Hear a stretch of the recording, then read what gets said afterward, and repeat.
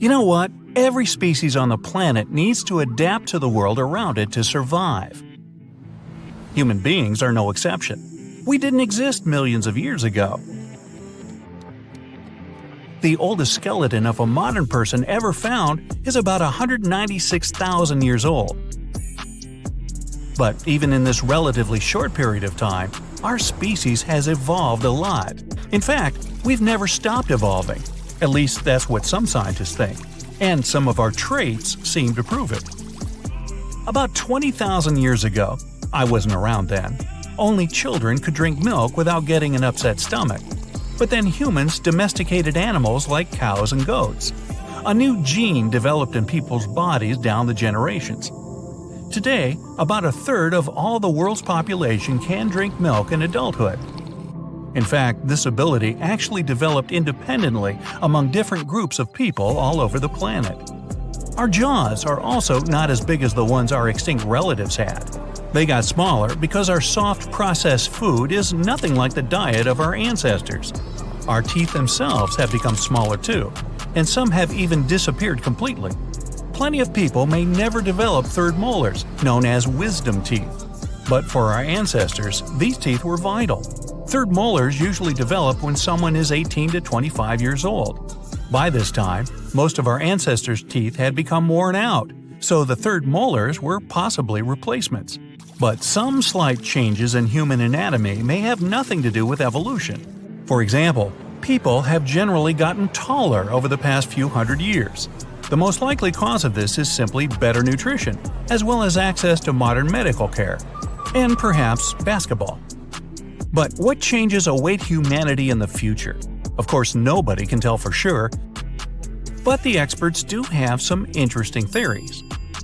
One possibility is that we could get shorter as we adapt to life on our overpopulated planet. Studies have shown that shorter people consume a lot less energy and resources than taller people. In the era of hunter-gatherers, humans didn't meet many others in their day-to-day lives. Now, people have to adapt to life in densely populated cities. And who knows, maybe given enough time, our genes will respond to this change and reduce the average person's height. Another possibility is that more and more people will look alike. Modern humans travel a lot. As different types of people interact and have children, our genes are becoming more and more mixed up. In the future, this might make some physical characteristics a lot more unusual. The average-looking person might have darker skin and hair, and traits like freckles or blue eyes could become a rarity. Some scientists think that evolution won't play an important role in our future at all. Unlike our ancestors who lived millions of years ago, we now have a very advanced culture based on cooperation and modern technology. So, we no longer need to literally struggle to survive. Because of this, we may actually stop developing as a species and remain pretty much the same far into the future. If our evolution does continue, though, there's a chance we'll become more complex and intelligent creatures. Because of technological progress, the way we deal with problems could depend more on our intelligence than our physical abilities. So our brains might become larger. This may already be happening. I know mine is getting bigger. Some scientists' measurements show that the skulls of Americans are actually getting bigger on average. The room in there for the brain has increased about the size of a tennis ball. Or maybe the opposite will happen, and our brains will shrink. This direction of development has actually been around for a lot longer. Some people think that the male human brain has been getting smaller for the past 20,000 years. Hey, just ask females. If it continues to decrease at the same rate for the next 20,000, it'll end up being the same size as the brain of an archaic human who lived about 2 million years ago. Wait, does that mean we're becoming less intelligent? Well, a bigger brain doesn't always mean greater intellect. We just might be evolving to have smaller but super efficient brains. Another theory is that our bodies might learn to use calories from fast food. Things like pizza, fries, and donuts contain trans fats. These chemicals are difficult for our bodies to digest. But what if humans of the future somehow adapt to this kind of food, if we eat it for long enough? After all, the same process has already happened with milk. In a few thousand years, people may develop genes that can break down trans fats and absorb something healthy from them. If they still enjoy eating burgers and fries, of course. Donuts. People of the future might have less hair than we do today. Hair was vital for our ancestors. It helped regulate their body temperature, keeping them warm in cold climates and cool in hot environments. Even today, we still have practically the same amount of hair as many apes do. But some scientists have pointed out that our hair is nowhere as near as important to our survival as it once was. Since we now have modern heating systems and clothing for any environment, maybe given enough time, we'll become a lot less hairy. Then they'll be saying, he wasn't very fuzzy, was he? Yet our hair still serves many purposes. Our eyelashes protect our eyes from dust, and eyebrows keep them clear of sweat. Some experts think the hair on our heads even helps stabilize the temperature of the brain. So we probably won't become completely hairless, just a little smoother. And now the bad news. Human beings of the future may have weakened immune systems and become more vulnerable to illnesses. New medical technology and antibiotics can improve our health, but there's the risk that they could make our immune system lazier and unprepared for fighting infections over time. Many generations down the line, it's possible that the human body might not be able to withstand even simple diseases without serious medical help. Today, human development isn't determined by biology alone. Technology also plays a role. Maybe one day, people will stop waiting for evolution to give them what they want and begin to change themselves using advanced tech. Doctors already use artificial devices to help people with health problems. So who's to say that machinery and computers won't be used in the far future to completely change our physical abilities? Our descendants might get different kinds of brain implants. Or it could be that people will be equipped with artificial eyes with camera functions. But in this scenario, we could also end up being less knowledgeable. Why learn a foreign language or remember historical dates when all the world's information has been downloaded right into your brain? If human beings eventually become a multi-planet species and colonize Mars, our bodies could begin to adapt to life beyond Earth in interesting ways. The contrast between the environment on Earth and the red planet is so huge that evolution may actually speed up. In this case, humans could adapt to the new physical conditions in as little as 6,000 years, or just a few hundred generations. In the low-gravity environment of outer space or alien worlds, the structure of our muscles could change. We won't need some of them, while others will develop more quickly. The amount of body fat we have may increase in a cold climate. Low temperatures may also make us grow thick, long hair again. Our skin may become more pigmented and therefore better protected from harmful UV radiation. And our eyelids might get thicker to protect our eyes from all the cosmic rays outside the Earth's atmosphere. Whenever we yawn, we use the muscles in our mouth and tongue, and the contact can squeeze some of the saliva-producing glands. As a result, we might squirt a tiny stream of saliva without even noticing it, but it'll reach out a foot or more. I had a friend in college who could do that at will. It was impressive. It turns out that saliva is basically filtered blood. Blood is processed thanks to special glands, and special cells absorb its properties. After that, the blood becomes saliva.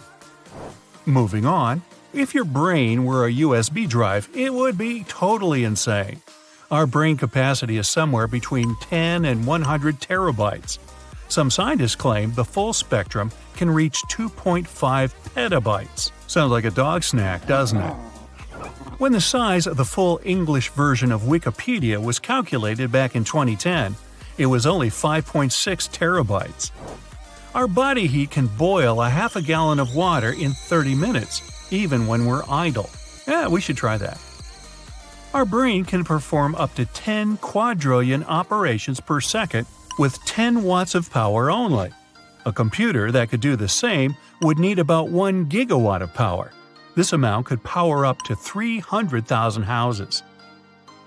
Your memory is affected by your body position.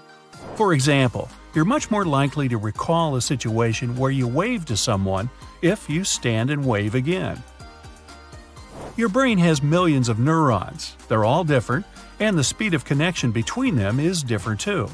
That's why you can recall some information faster than others. Our nerve impulses, though, are super slow compared to the speed of electricity. Neurons can speed up to 275 miles per hour, even slower than the world's fastest car. Still, it's pretty fast because your brain needs to respond to stuff like pain or tickles. The brain itself, by the way, can't feel pain. It has no nerve endings of its own. People with red-colored hair are 1% of all people. 2% are natural blondes. So yeah, most people you see with these hair colors have dyed hair. Black is the most common hair color in the world. Hair is not only strong but also elastic. It can stretch about 30% of its length when it's wet. The average hair growth rate is 6 inches per year. So if you never cut your hair until you're, say, 80 years old, your hair will have grown up to 480 inches, about the height of a 4-story building.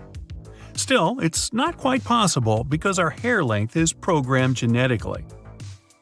A human eye resembles a car engine. Both of them need liquid for good lubrication. The engine needs oil and the eye needs tears. To make sure the eyes work right, tears are distributed all over them. That's why we blink more than 10,000 times a day. The eye muscle is the fastest muscle in our bodies. We can blink 5 times per second and even more. We spend about 6 seconds blinking every minute. During the day, we spend 30 minutes in complete darkness just because we close the eyes, not even including the time when we sleep. The only part of the human body that doesn't get any nutrients from blood is the cornea of the eye. The only thing it needs to work well are tears and fluid in front of your eyes. Most scientists agree that tears that appear out of emotion are a unique human feature. No other animal is capable of crying because of sadness or joy. The pupils narrow and expand in order to control the incoming light. If there's a lot of light, they narrow the passage for light so as to not harm the vision. In the dark, the pupils expand to capture as much light as possible. Now, back to our mouths. The tongue has a lot of muscles, and some of them can strain only when you're learning a new language. A human bite almost always becomes infected because of all the bacteria that live in our mouth. In this sense, we're quite close to hyenas. Your bones are designed to be used a lot daily, and some of them can absorb 2 or even 3 times your body weight. That's impressive, but your teeth are even stronger. When you bite something, the teeth can exert incredible pressure, up to 200 pounds. By the way, the enamel is considered to be a part of your skeletal system. Our body is about 60% water, and it can be found even in bones. About 25% of the human bone mass is made of water. Hydrochloric acid in our stomach, also known as the most important defender of the immune system, helps get rid of dangerous food toxins, viruses, and bacteria you get with the food you eat. Even the stomach itself can be digested by this acid, but the mucous membrane protects it.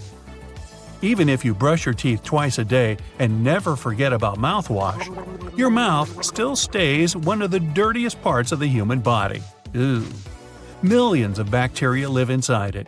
The good news is that most of these bacteria are good for the body and protect it from bad bacteria and viruses. People and giraffes have similar necks. A person has the same amount of neck vertebrae as a giraffe has. The difference, though, is about the length. Giraffe vertebrae are about 10 inches long. Our spine can withstand pressure of up to 1,000 pounds. It would withstand an adult zebra. But please don't try it at home. There are no zebras there after all. When you lie down on your back and elevate the knees, the pressure on your spine is about 25 pounds. Not a zebra for sure, but a good-sized cat. Our spine is also very flexible. If we could bend it, it could possibly form 2/3 of a complete circle. Are we like snakes then? In the morning, you're taller than in the evening. While sleeping, you're no longer affected by the force of gravity, and your spine stretches, giving you up to half an inch in height. Too bad you become shorter by daytime, though. A roller coaster actually tosses your organs around. So, when you feel like your stomach's falling down, it's actually flipping inside your body. You think your fingerprints are the only unique thing in your body? Well, they're not. Your tongue print and your smell are also one of a kind. If anyone sniffs you, it's reason enough to get suspicious. If all of your blood vessels were stretched into a single line, boy, that would hurt. But it would go around the Earth more than twice. An impressive feat that you wouldn't see because, well, you can't live without your blood vessels. You think you rest while you're asleep, but in fact, your brain doesn't. It's actually more active at night than during the day, processing all the info you've collected. So, have some respect. The human liver is the busiest organ of the body. It has over 500 functions, and not all of them are even clear to the scientists. Ever wonder why you feel so sleepy after lunch? Well, that's because of your circadian rhythms, which have 24-hour cycles, demand you have a nap after 7 hours of being awake, and food just adds to this effect. Simple. Toothache and headache are linked together thanks to the trigeminal nerve. It goes through the jaw right to the head, so when you feel tooth pain, it usually goes hand in hand with that in your head. You lose calories doing literally anything. A healthy 8-hour sleep, for example, makes you lose up to 800 calories. And yes, you spend energy even while eating. Like all mammals, we have a diving reflex that slows down or even stops some bodily functions to keep us from drowning. That refers to heart rate too. A person can go without food for more than 20 days. However, if you don't sleep for 10 days, your body will simply stop functioning. Talking about sleep, the average person forgets 90% of their dreams. And maybe that's a good thing. Otherwise, imagine how crazy the world would have been. The color of your dreams is affected by the TV you watched as a kid. If you're of an older generation that watched black and white TV, you'll see monochrome dreams more often than not. If you're used to color television, your dreams will also be colorful. Out of every 10,000 people on Earth, one person has their organs mirrored or reversed from their usual and customary positions. That is, their liver would be larger on the left side, and the right kidney would be a bit superior to the left one. Speaking of kidneys, your left one is a bit more elevated than your right. That's because the liver is larger on the right side of your body. People with light-colored eyes, blue or green, are better at tolerating pain than those with dark eyes.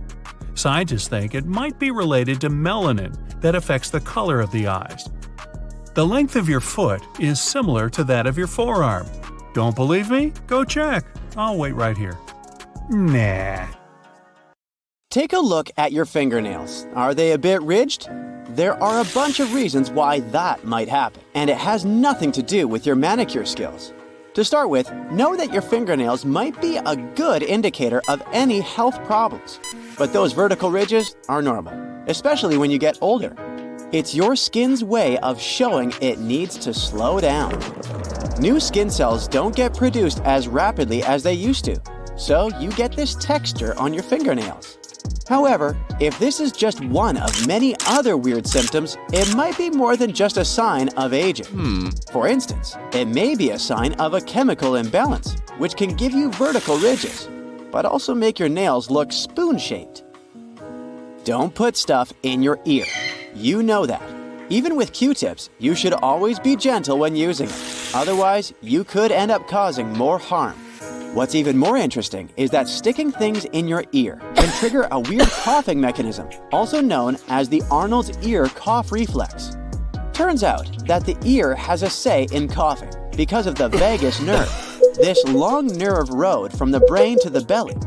It taps the ear, handles the voice box, and takes a detour to the stomach. This nerve runs all sorts of daily activities without us being able to control it, from speaking to eating, and even bathroom breaks. Now, the part that connects it with the ear is Arnold's nerve. This one deals with touch sensations. Stick something in your ear and it can get triggered. And it's precisely that tickle sensation that can make you cough.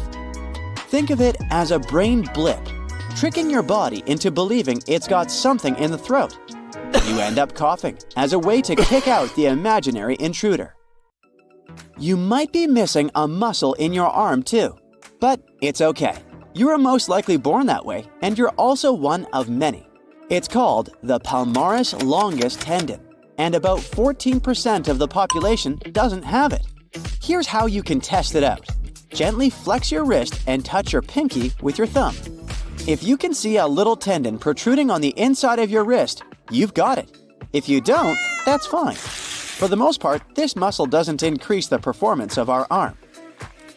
Here's another little experiment you can safely try at home. Check which one of your nostrils is your favorite, even though you probably didn't even know you had one. Stand in front of a mirror, breathe out through your nose, and watch how the fog forms. Sure, there will be 2 marks on the mirror, but for most people, one's gonna be bigger. That's because we usually breathe more from one nostril at a time. Some doctors say that about 75% of our breath comes from one single nostril. It also switches sides during the day, in a process called the nasal cycle. So why not both nostrils at once? Well, it's generally believed to be all about moisture, preventing one side from getting too dry.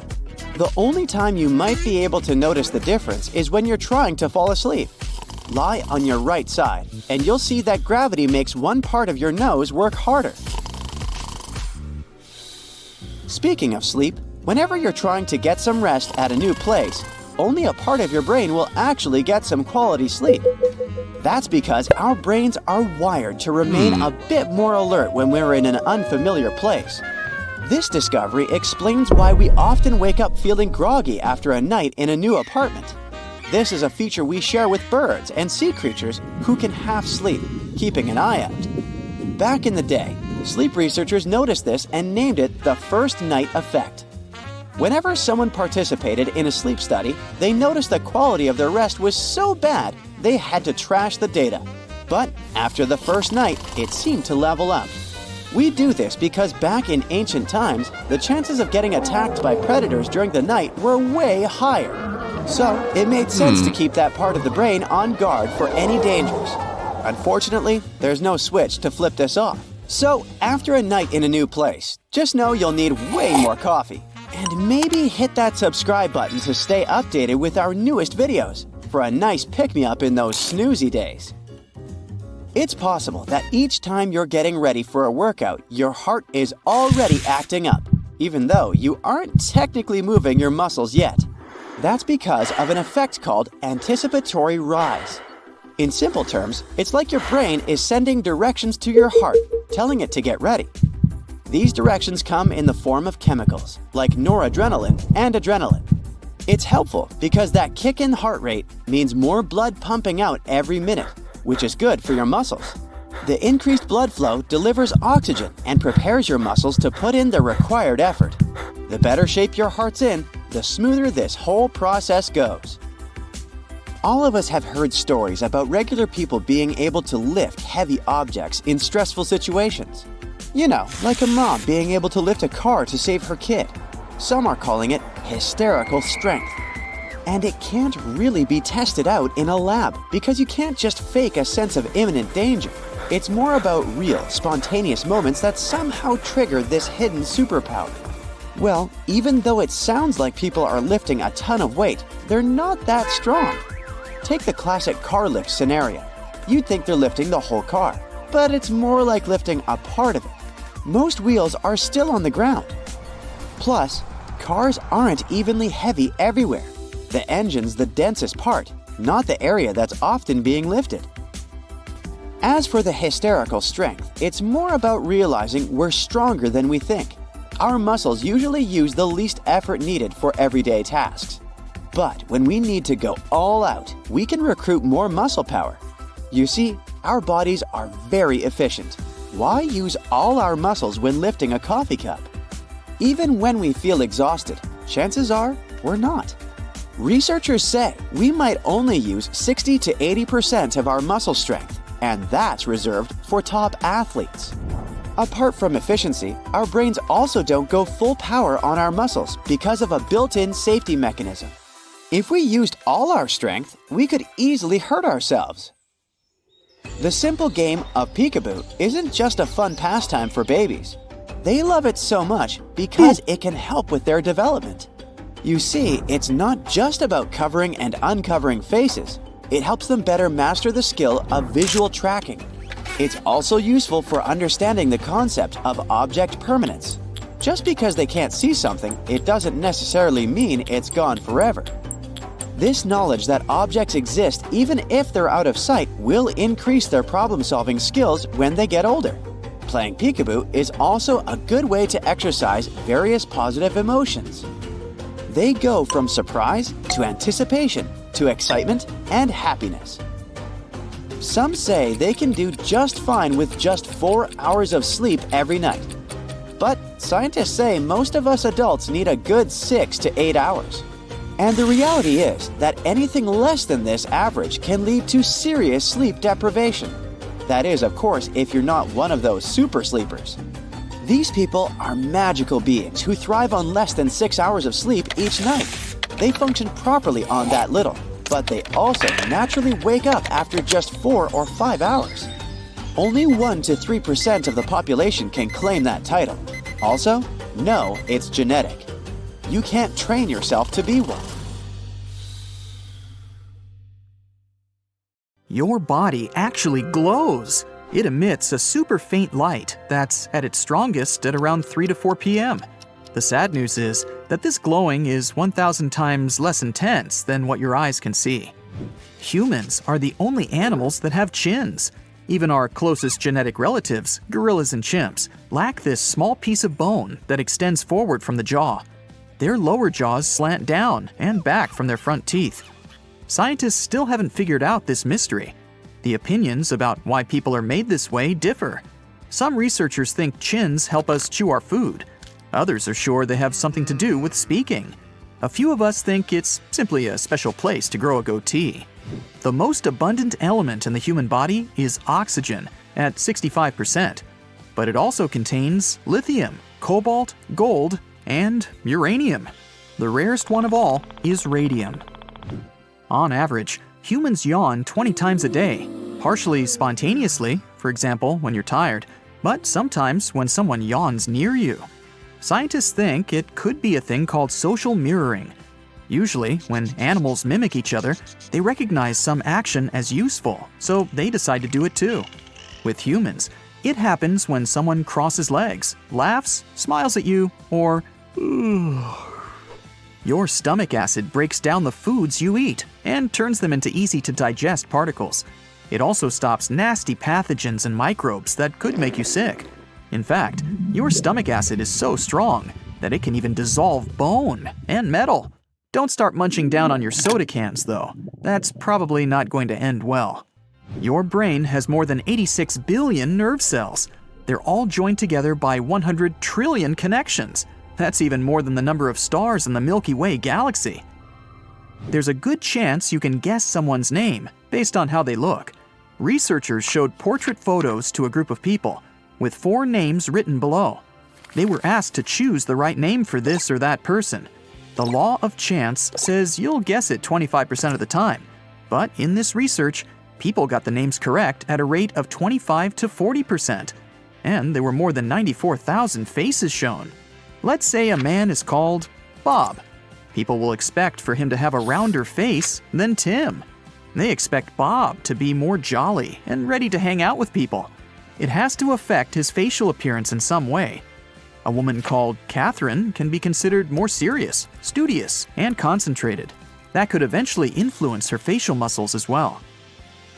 When ancient Romans flexed their biceps, they thought their muscles looked like mice. That's why the word muscle translates as little mouse in Latin. Your left lung is smaller than the right one because it shares space with your heart. Experts used to think that we can only distinguish 10,000 smells. In fact, a recent study found human beings can recognize 1 trillion smells.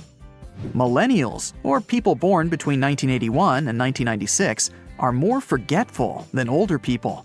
The main cause of their forgetfulness comes from higher levels of stress. So come on, dude, chill out, okay? Some scientists think that the purpose of fingerprints is a better grip, but others believe they're there to help wick water off them and allow the skin to stretch when needed to protect it from damage. There's also a theory saying that fingerprints improve the sense of touch. Hot coffee can taste better than cold coffee. Your taste bud receptors are most sensitive when your food is at or a little bit above room temperature. Hot coffee can then seem less bitter because taste buds that detect bitterness are more sensitive when the coffee is cold. The biggest molecule in the human body is the chromosome 1.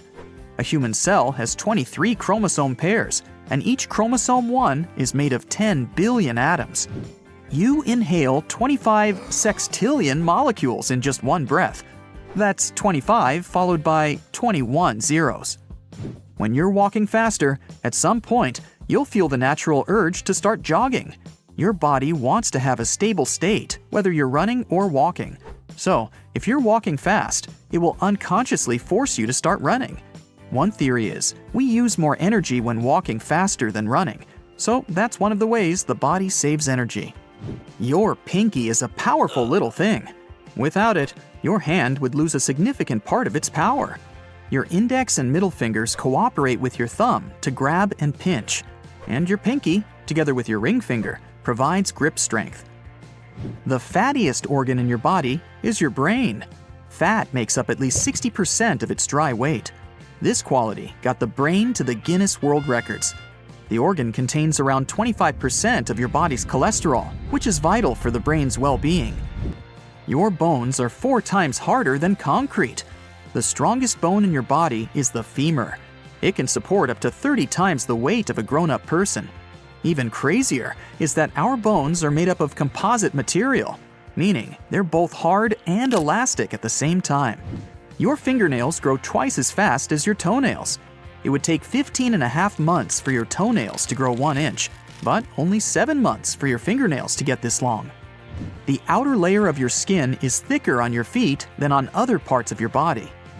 The heart has its own electrical system and can continue beating even when it's disconnected from the body.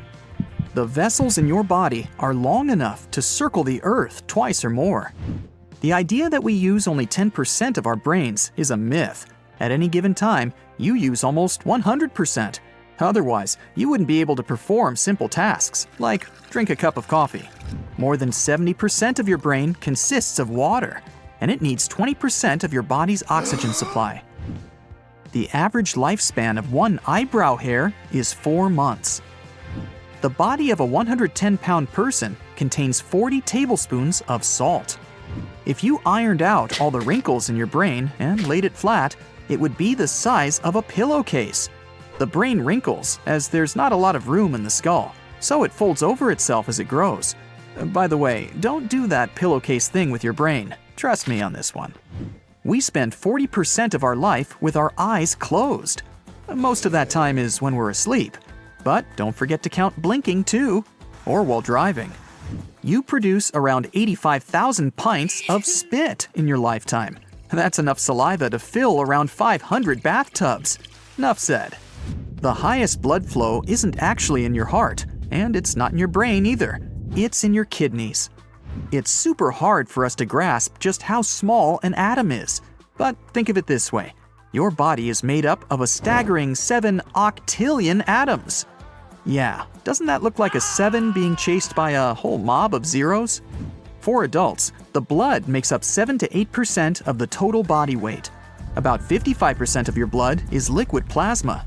The rest is red and white blood cells and platelets. They form clots and prevent bleeding. You can't swallow and breathe at the same time. The food you swallow and the air you breathe go down the same part of your throat at first. Only a bit deeper does the passage split into the esophagus for food and liquid and the trachea for air.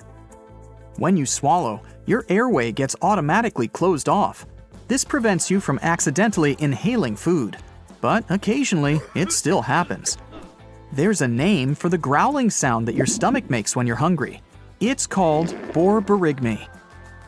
It takes 6 to 8 hours for food to travel through your stomach and small intestine. That's because your body is trying to absorb all its nutrients. The idea that the tongue has flavor zones is a myth. All taste buds can detect 5 tastes, but some receptors are more responsive than others. Human beings are the only animals that willingly delay sleep. Just make sure you get enough. You can't recall a memory all by itself. When you're trying to think of one detail, like the color of the t-shirt your friend was wearing the other week, you'll remember some other details too. For example, the place where you saw him, things you were talking about. The hippocampus is the part of your brain that stores memories. It usually packs them together, including multiple small details. On average, taste buds last 10 days, clusters of sensory cells in your tongue. The buds that are closer to the surface are more short-lived. That's the reason you don't have to wait for too long to be able to taste again after burning your tongue.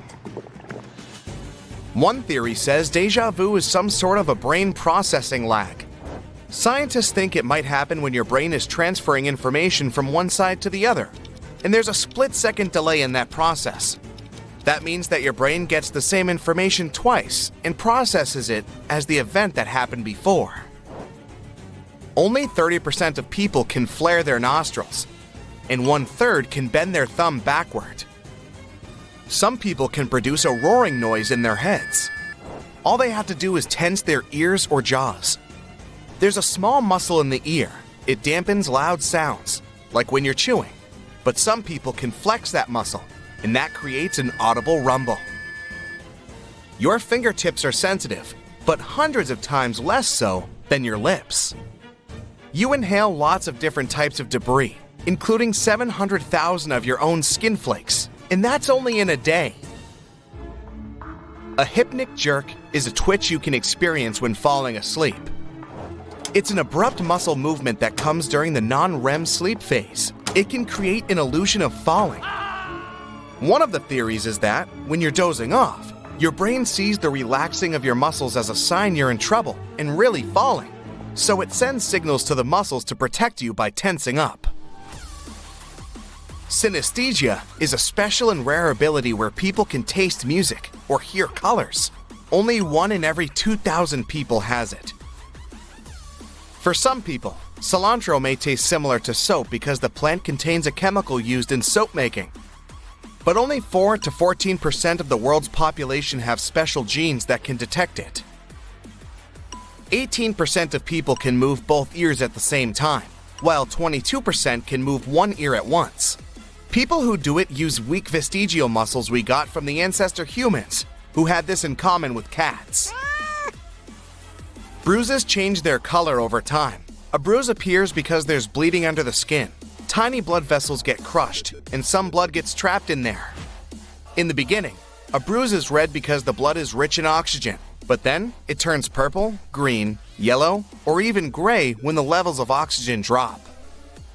Sweat doesn't smell itself. The unpleasant odor is caused by bacteria on your skin.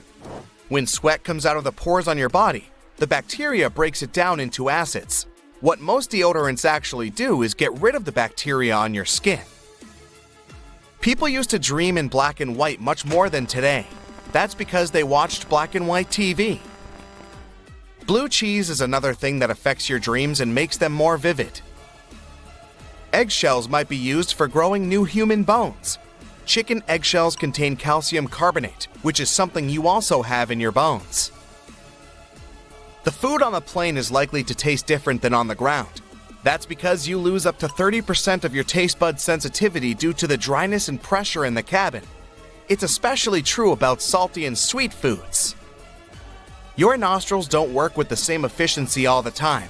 When you breathe, one nostril does most of the work, and they switch every couple of hours. You wouldn't be able to taste food without saliva. Your taste buds have chemoreceptors that recognize different flavors, but they need some liquid for those flavors to bind into their molecules. Also, you can't taste things saliva doesn't dissolve. The brain can't actually feel pain. It does have a pain center, but it doesn't have pain receptors itself. When your head hurts, you can feel it because of the nerves, tissues, and blood vessels around your brain. A single human hair can support 3.5 ounces of weight. That's how much 2 candy bars weigh. Toenails grow almost 4 times more slowly than fingernails that get more exposure and are used more frequently. There must be at least some photos where you have red eyes. When the camera's flash goes off, your eyes aren't prepared for such an influx of light. Your pupils remain dilated, which is why the light gets reflected off the red blood vessels of the choroid. This is a layer of tissue at the back of your eye that nourishes your retina. The right lung is bigger than the left one because your body needs to make some room for the heart. Your teeth are the only part of your body that can heal itself. The masseter is the strongest muscle you have, based on its weight. Together with the rest of the raw muscles, it can close your teeth with a force of 200 pounds on the molars and 55 pounds on the incisors. Onions produce a special chemical irritant. It stimulates special glands in your eyes, causing them to release tears. Your nose can memorize up to 50,000 different scents and detect more than 1 trillion of odors. We all have our unique smell, except for identical twins. This smell is partly determined by genetics, but it also depends on your diet, hygiene, and the environment. Eating snow is not the best way to stay hydrated. Your body needs too much energy to turn it into water. Snow can provide a bit of hydration, but it'll also lower the temperature of your body, which isn't the best scenario if you're trying to survive harsh winter conditions. You burn somewhere between 100 and 200 calories per hour while standing. Sitting burns 60 to 130 calories, depending on your height, weight, gender, and age. Brain freeze is an annoying ice cream headache. That's how your brain tells you to slow down and maybe stop eating something that's so cold. The main purpose of eyelashes is to shield your eyes and protect them from sand, moisture, dust, and debris in the air. Your eyelashes sense when something comes up too close to your eyes, like an insect flying toward you, and trigger your blink reflex. Blinking also helps when you need to flush out some tiny particles or debris stuck in your puncta. Those are small openings you have in your eyelids. That's where the tears get pumped out. Your eyebrows stop sweat from running directly into your eyes. Your skin there and the shape of your bones also work together to direct the sweat toward the sides of your face. We're not the fastest, strongest, or biggest in the animal kingdom, but we're the best at long-distance running. That's because we have long legs, and our bodies can lose excess heat through sweating. Even long ago, our ancestors hunted animals by chasing them for long periods of time. Eventually, it wore smaller creatures out. 5 basic senses are taste, touch, sight, sound, and smell. But people have more senses than that. Proprioception is when your body is aware of its parts and their position, even if you don't see them. Like if your arm is behind your back, you know it's there. If you were an octopus, you wouldn't know it, because these creatures don't know their arms exist if they can't see them. Thermoception is your ability to sense temperature. Equilibrioception is a sense of balance. You also have nociception, which means you can feel pain. Then there's chronoception. That's how you can sense time passing by. There are even more senses found in the animal kingdom: electroreception and magnetoreception, but people don't have those. You can't see your taste buds. Those little bumps on the tongue are lingual papillae. There are 4 kinds of them: circumvallate, foliate, fungiform, filiform. They are all covered with taste buds, except for the last one, filiform. This one is responsible for the sense of touch in your tongue. Your pinky holds 50% of the total strength in your hand. Your liver is a very important organ that works a lot and is responsible for 500 individual functions. Up to 10% of it is made of fat. The liver can regenerate. You can burn calories when you take a hot bath, as many as you would if you took a half-hour walk. People mostly need 7 minutes to fall asleep. This time gets shorter if you just had a large, tasty meal.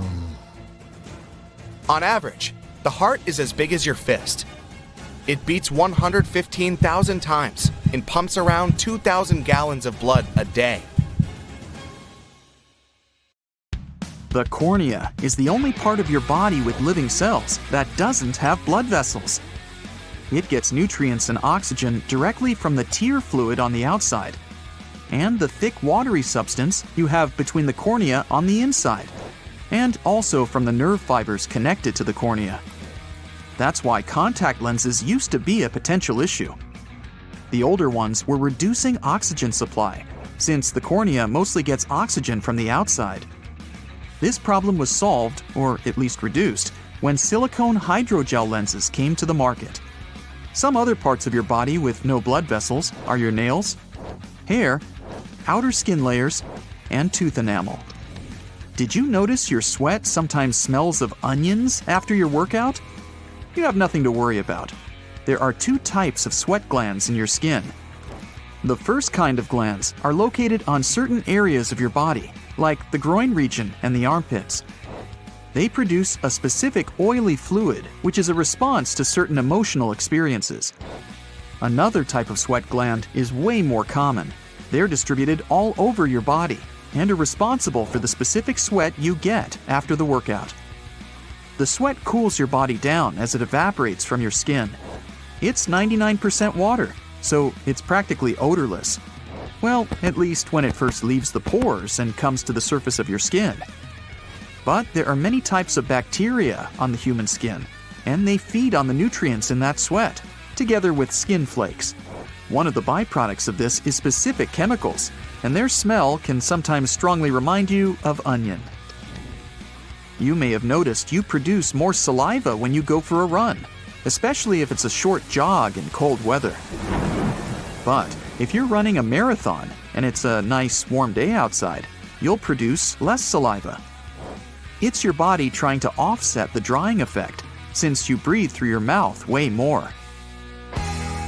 But your body becomes more dehydrated over longer periods, which is why it's trying to conserve water by reducing saliva production. Every training you do, no matter how intensive it is, also makes you secrete more of a specific type of protein. It makes the saliva more viscous and sticky, which is why you may feel like your mouth is dry way more after your workout. Humans see the world 15 seconds out of date, which means your brain constantly keeps you a little bit in the past. This way, it helps you stabilize your vision of the world around you. Your eyes receive a huge amount of visual information. Yep, literally millions of colors, shapes, and ever-changing motion wherever you turn.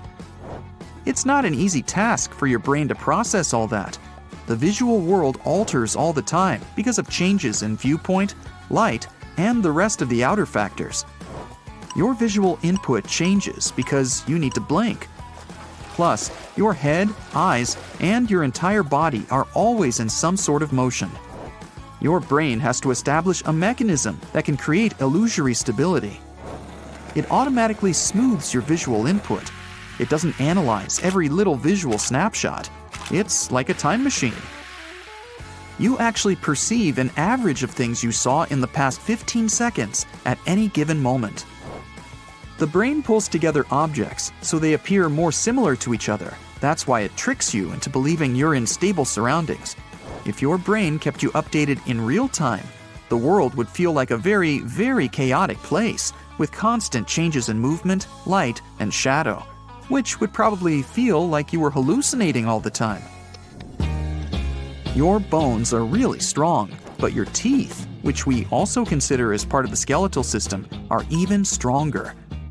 That's because of the enamel, the hard outer layer of your tooth. The enamel keeps the tissue and the delicate nerves inside your teeth safe. You're basically burning calories while you're thinking. When you rest and don't engage in any particular activity except for the basics, which includes digesting, breathing, and keeping yourself warm, it's the stage where your brain uses up to 20 to 25% of the total energy of your body. That means your body will burn around 350 to 450 calories per day while pretty much doing nothing. We're not the only ones in the animal kingdom with such a mechanism. Some small mammals like the minuscule pygmy marmoset and the tiny tree shrew devote the same percentage of their total body energy to their brain. Most of the energy the brain burns is to help its cells, the neurons, to communicate with each other. They do it via chemical signals the brain transmits across synapses, those special cell structures. So, the brain directs a lot of energy towards synapses in order to make them work. Your brain never really rests. Even when you're sleeping, certain parts are active. So, your brain needs its fuel to work, and you're basically burning calories in your sleep. The more demanding mental tasks you take throughout the day, the more calories you burn. So, if you skip today's workout, solve some Sudoku. Do you like to rush with your ice cream? Sometimes it pays off, but if you do it often, you must know the feeling of brain freeze pretty well. It's a pretty intense and uncomfortable feeling that comes from the front or sides of your head right after you drink or eat something cold, such as a slushy drink, ice cream, or an ice pop. Some people even go through a similar sensation whenever they're exposed to cold air. Scientists are still not sure exactly why this happens, but one of the theories is the cold substance stimulates a cluster of nerves located at the back of the palate. Another theory says the blood vessels in the roof of the mouth and sinuses quickly constrict because the temperature in your mouth drops before they dilate again. Brain freeze is not something dangerous that you should be seriously worried about. And no, hanging over the table, groaning, or clasping your head in your hands won't help much. Some people like to sleep a lot. Hey, guilty as charged. But some have a certain condition called familiar natural short sleepers, which means they're kind of immune to sleep deprivation. About 1% of our population has it. They can fall short on sleep and feel pretty good about it. They're fine with sleeping for 6 hours per night. This amount would wreck the majority of people after a couple of nights. The human eye normally has 3 cones. That means we can recognize approximately 1 million different shades in the green, red, and blue spectrums of colors. But there are some people with a rare condition, so-called tetrachromats, that have 4 cones in their eyes. This allows them to see ultraviolet shades, which means they can distinguish 100 million distinct colors. Did you know your skeleton is all wet? I mean, your entire body mostly consists of water, up to 60%. That fluid is not only in your organs, muscles, and skin, it's in your skeleton too. Your bone mass is almost 1/3 water. There's this amazing hidden network a human body holds inside. Blood vessels are really small, but if you could line them all up, you'd get something huge. Your entire body boasts a network of 60,000 miles of blood vessels. One of the ways to keep your network healthy is by eating right. Have you ever wondered why our distant relatives, the primates, are so much stronger than us? In many ways, our bodies are very similar. Look at the chimp's muscle structure, for example. But our closest primate relatives are approximately 1.35 times stronger than us. The human body developed more slow-twitch muscle fibers compared to the rest of the primates. This type of muscle fiber is a less powerful one, but it lets us endure more than other primates and do things like foraging and hunting, activities that helped our distant ancestors to survive. That's also the reason why we can run a marathon. A monkey could never do it. But we'd still lose in a strength competition. Laughter is contagious. It's not just a metaphor. Researchers have found that strong emotions can make the brain activity of different people sink. Laughter is something science usually links with social creatures. People are almost 30 times more likely to laugh when in some social situations, hanging out with their friends or people they feel relaxed with. One of the theories says that you're probably going to join when you see your friend laughing because humans are empathetic beings. Your brain will release endorphins when you're laughing. These are special chemicals that make you feel safe and at ease. So we're not sure why exactly our laughter is contagious, but it feels really good, so... Join us on the bright side of life and laugh away. Humans have tails. Okay, that sounds weird, I know, but it's true. While our bodies are still forming in the womb, at around day 31 to 35, you can really start to see it. Right now, you have a tail. It's inside you. It's part of your coccyx, to be more precise. If you were to have an X-ray right now and ask the doctor to show you your tail, you'd see some small bony segments at the bottom of your spine. We lost our tails over many millennia of evolution. Imagine if we still had our tails. They'd have to redesign pants. Maybe they'd have a special hole or even a tail pocket. Sitting might be a bit uncomfortable too, to say the least. Our ancestors also had fur. We lost it about 1.2 million years ago. You might be thinking that we still have fur in the form of our body hair, but that's nothing compared to what we used to have. We were thickly furred like chimpanzees and gorillas are now because we needed it to stay warm. You might be annoyed that we lost it if you live somewhere freezing cold like Alaska. Still, you could look at it the other way. Losing our fur lets us enjoy the warm weather a bit more. Living in larger groups meant we shared stuff, and not all of it was positive. It's possible that humans with less hair or fur would get sick less often because they didn't have as many parasites on them, like lice or ticks. This might be the reason why we evolved to lose our fur and become what you see today. Although I have to admit, more body warmth would come in very handy right now. I wouldn't need to keep this blanket on my legs anymore. Oh, not again. Let me just grab a cup of water to make these hiccups go away. Ah, much better. Okay, in reality, it's not that easy to stop hiccuping. But why is it so hard to stop them? Well, it could be because of a strange feature of a past evolution. One theory is that hiccups have no real use anymore, and that we actually only do it because we come from amphibians. They had both lungs and gills at the same time. When they went underwater, the entryway or glottis to their lungs would close. Fast forward to today, and we still have that mechanism of closing the glottis, but it's useless because we don't live in the water. Wow, how unfair. If we have to get frustrated by hiccups, we should at least be able to get some use out of it. Picture this. You start getting the hiccups, and it's like a superpower. You stop breathing through your lungs and start using some gills. That'd be something else, especially for anyone who really likes swimming. Most of our teeth fit pretty much perfectly in our mouth, but there are 4 of them who arrive late to the party and ruin everything. I'm talking about wisdom teeth. They serve no real purpose, but humans and a few primates have them. However, lucky species like the tamarins don't have to worry about them. About 35% of people don't even have wisdom teeth. We might be on our way to losing them altogether once and for all. No more going to the dentist on a mission to remove them, no more headaches from them either. In Ireland, there are a lot of people with red hair, like really a lot, upwards of 30%. That's a lot of redheads out there. This is a result of genetic drift. Genetic drift is when a feature is passed on from your ancestors without really having any purpose. This is exactly why some people have red hair. So, if you have red hair, there's no real reason for it, it's just your ancestors from a past age who passed on to another member of your family and eventually you. And I think red hair is incredibly fun and attractive. Inside our mother's womb, 16 weeks in, we get a powerful urge to grasp the umbilical, and so we do. Monkeys do this too, and there's a reason for it. It's because when they're out in the wild, they need to hold on to their parents' fur.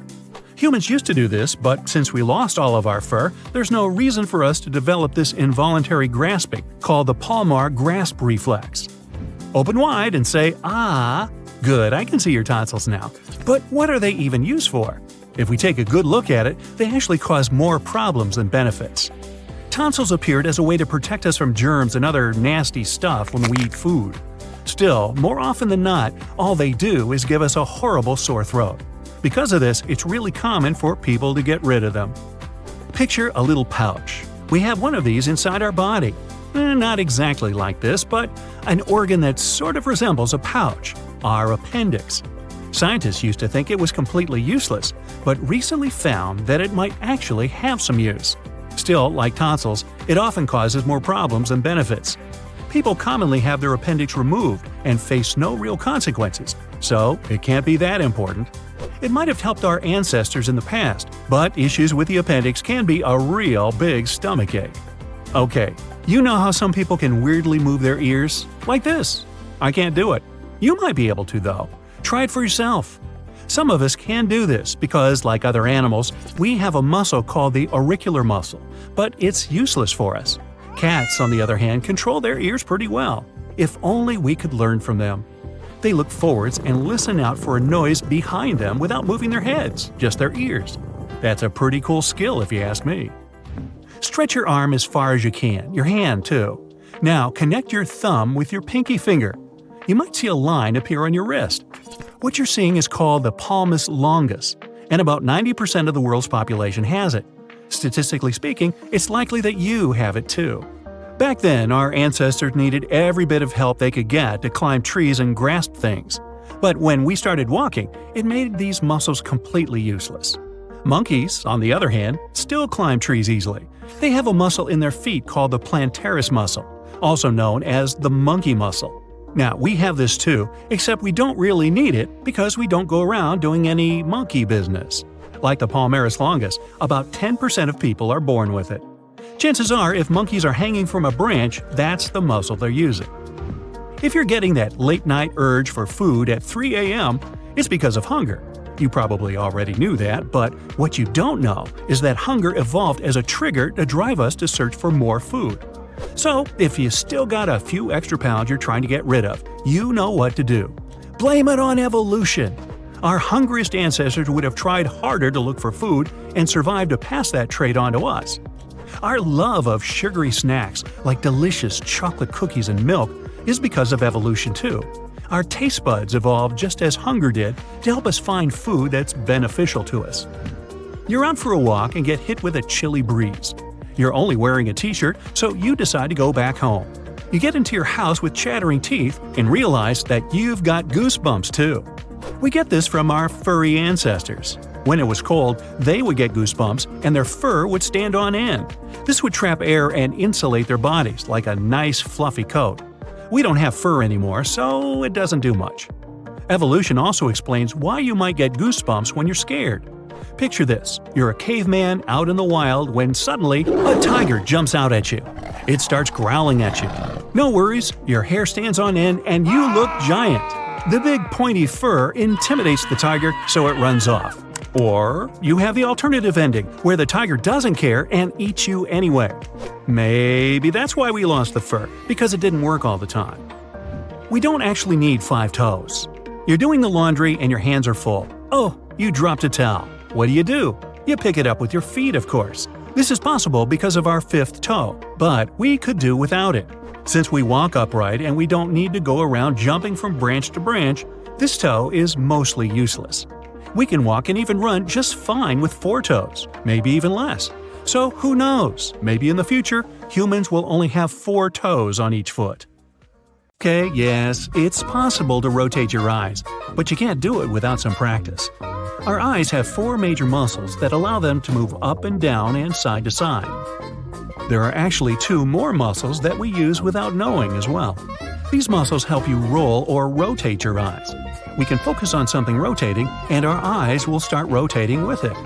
This helps us have a stable image and keep a clear vision, like an autofocus on a camera. When you move your head side to side and up and down, your eyes will move in the opposite direction. The average human eye has 3 cones, which lets us see red, green, and blue spectrums of light. All combined, this gives us the ability to see around 1 million different colors. Tetrachromats see the ultraviolet shades as well, as they've got 4 cones in their eyes. Pause here to quickly test how many colors you can count. There were 39 colors there. If you counted a lot, you might be a tetrachromat. Some animals, like bats and dolphins, can see using echolocation. There are also humans that can do something similar called flash sonar. They can use clicking sounds to make a 3D image of an area in their minds, allowing them to easily navigate through it. The more they click, the more flashes they get about a room or an area, giving them a better understanding of the place. Being pitch perfect is astonishingly rare. Less than 1 in 10,000 people have it. It allows people to accurately identify musical notes of all kinds.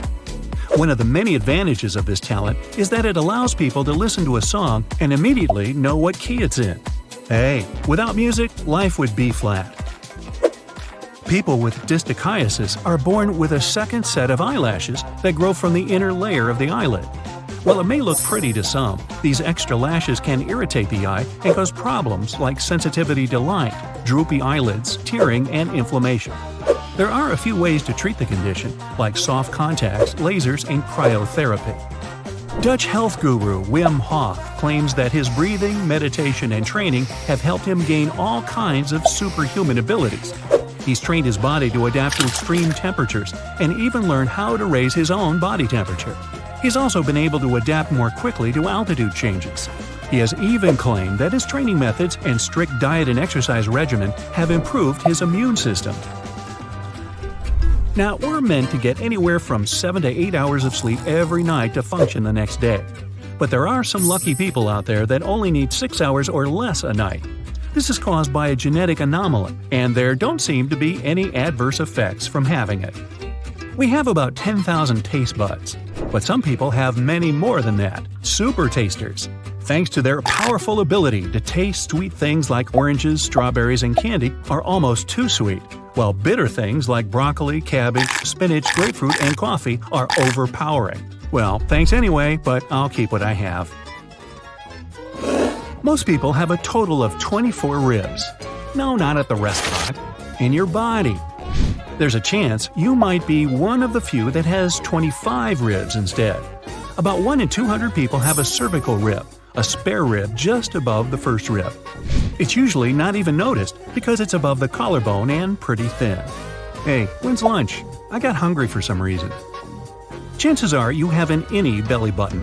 That's because only about 10% of the world's population have an outie, making it pretty rare. It has nothing to do with how our umbilical cord is cut. Our belly button stores a bit of fat beneath it, and it's this that determines what kind of belly button you'll end up with. So don't blame the doctor. The type you have is completely down to genetics. If you've ever experienced high altitude, you should know how hard it is on your body. Even just walking up a hill can be a difficult task. Give it a few days though, and things will become easier. Your lungs, blood cells, and body will adapt quicker than you think, letting you hold on to that precious oxygen for longer. This adaptation will last for as long as you stay up high, and you'll go back to normal after a while back at normal altitude. When we submerge ourselves in water, it causes our heart rate to drop and oxygen consumption to slow. In recent years, free divers have pushed the limits of human lungs by going down a record of 700 feet. One person held his breath for more than 22 minutes underwater. We don't know what the limits are yet, but people are testing the boundaries. When a person has a photographic memory or total recall, this is called eidetic memory. It's the ability to accurately recall sounds, images, or other things from your memory. Some can even be told a date in a calendar from years ago and tell you what day it actually was. Unfortunately, you can't get an eidetic memory with practice. You have to be born with it. An ultra-marathon runner named Dean Karnazes once ran for 350 consecutive miles and didn't even sleep for 3 days. He's most famous for running 50 marathons in all 50 U.S. states in 50 consecutive days.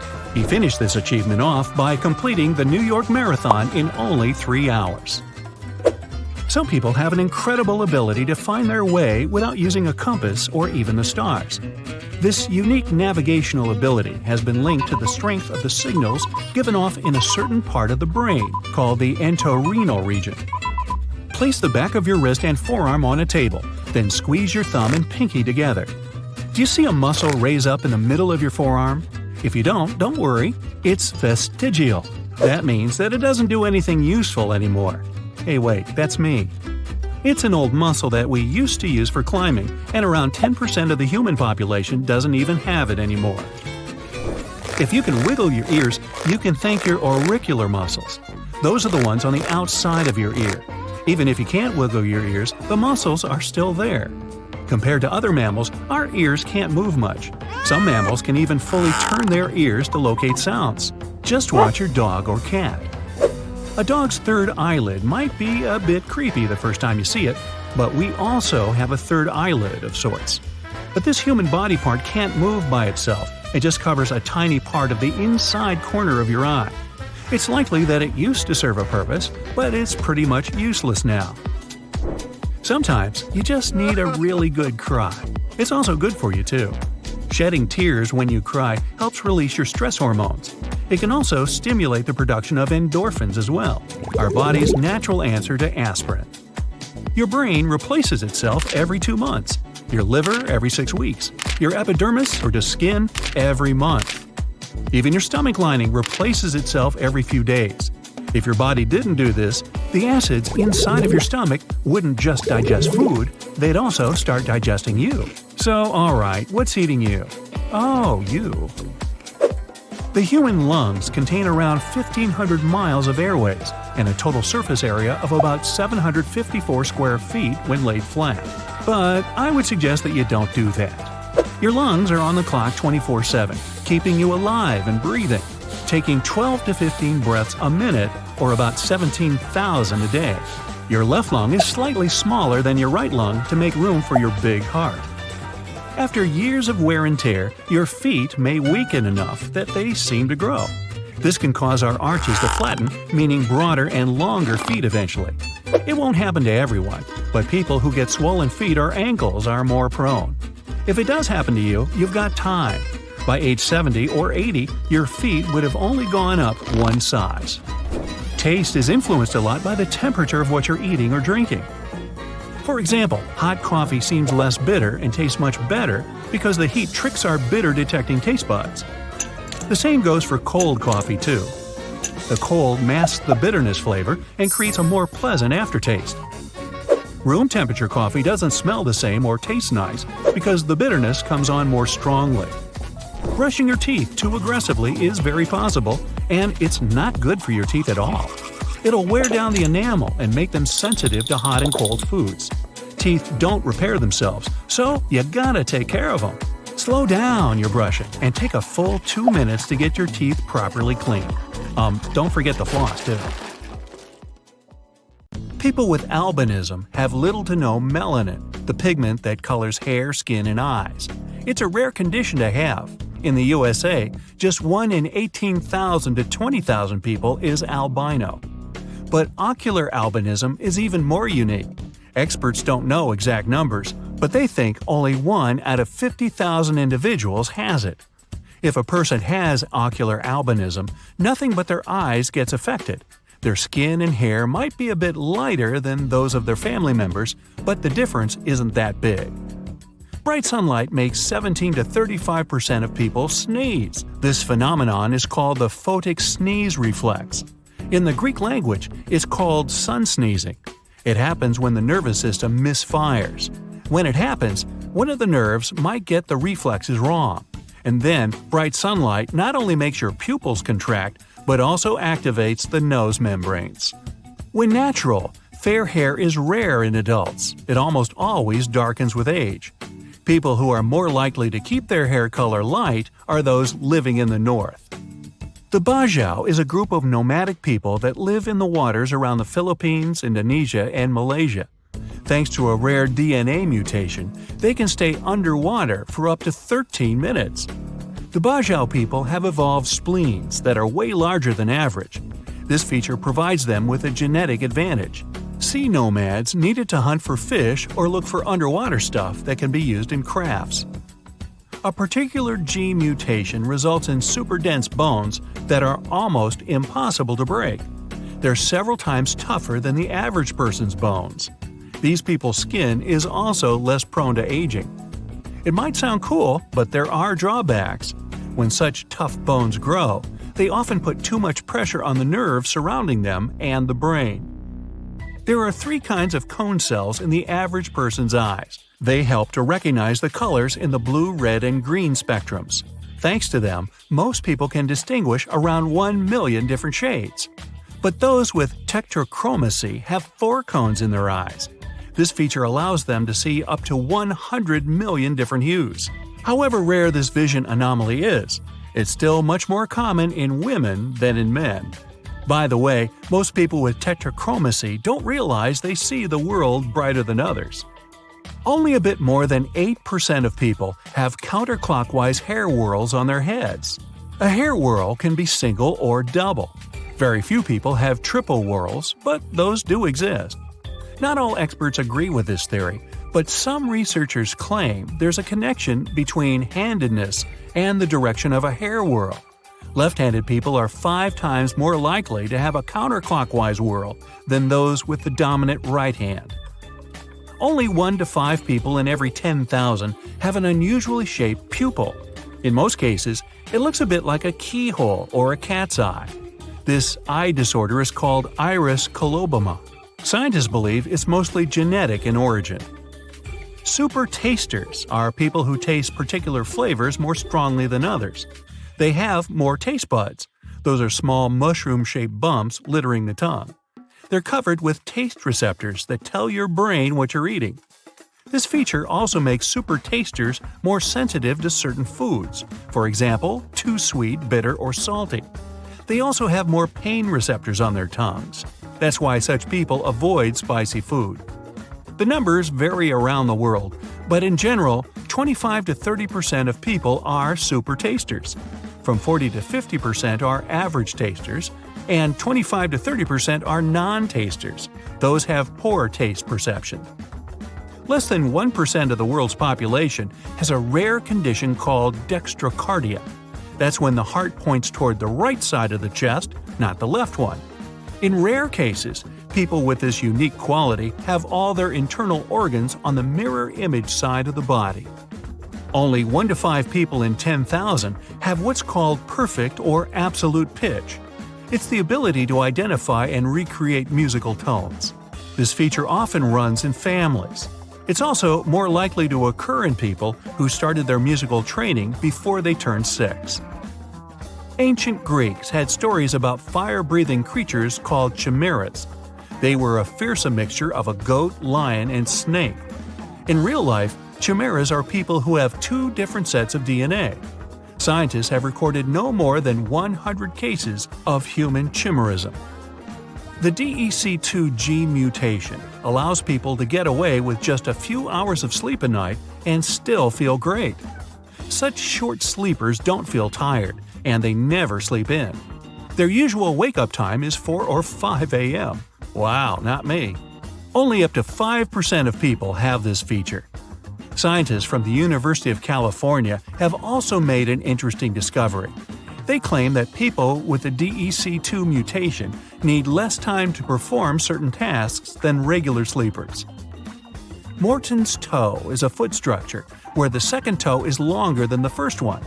Only 3 to 22% of people in the world have their feet shaped this way. Michelangelo's David and the Statue of Liberty are among them. Unlike the majority of the world's population, 1.5% of people have just one palmar crease. That's the line running across your palm.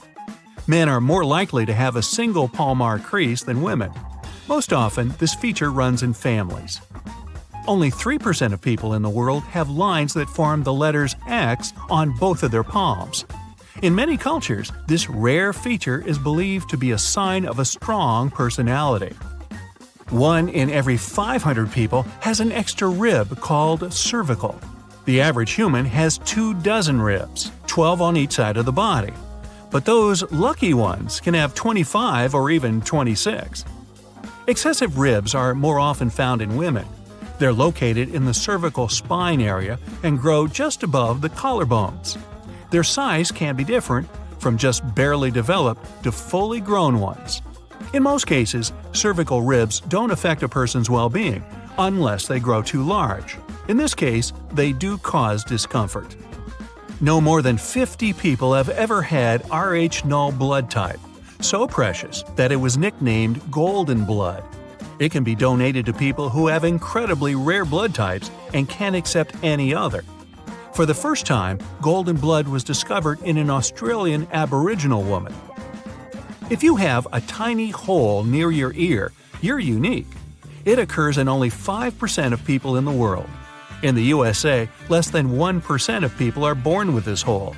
In Asia and some parts of Africa, the number is a bit higher, from 4 to 10%. This feature is often inherited genetically. It can be present on one or both ears. This distribution is 50-50. The hole may go all the way through, or it can be a dimple, dent, or even a small lump. There's a theory that the little hole is an atavism, left from the times when all living beings had gills. There's a gene mutation that helps people keep their bad cholesterol levels extremely low. In this case, the gene instructs the body to produce a protein that curbs the amount of cholesterol in the blood. Unfortunately, only 2 to 3% of people have this useful ability.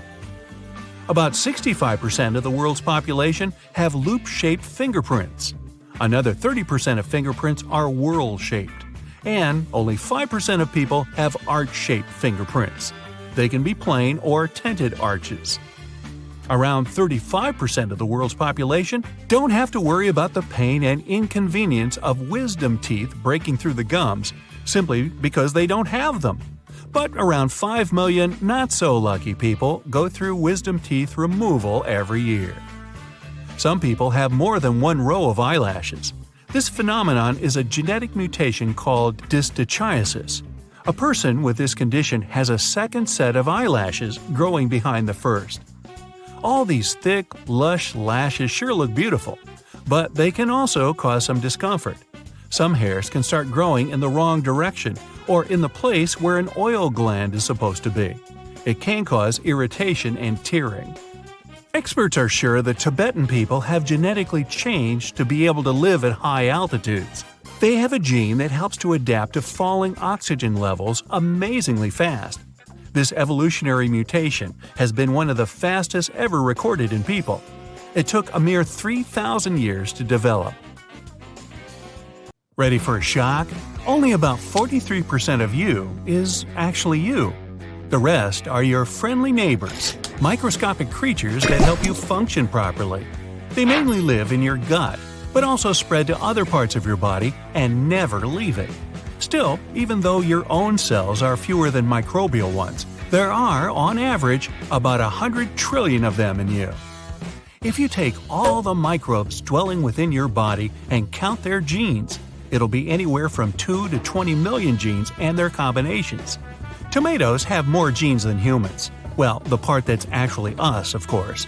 This shouldn't concern you, though, because it's not the number of genes that matters, but the complexity of their connections. Our brain is actually pretty large, almost as large as a pillowcase. It's squeezed into a relatively small head just because it's very wrinkly. If you could spread it out, you'd see how brainy you are in reality.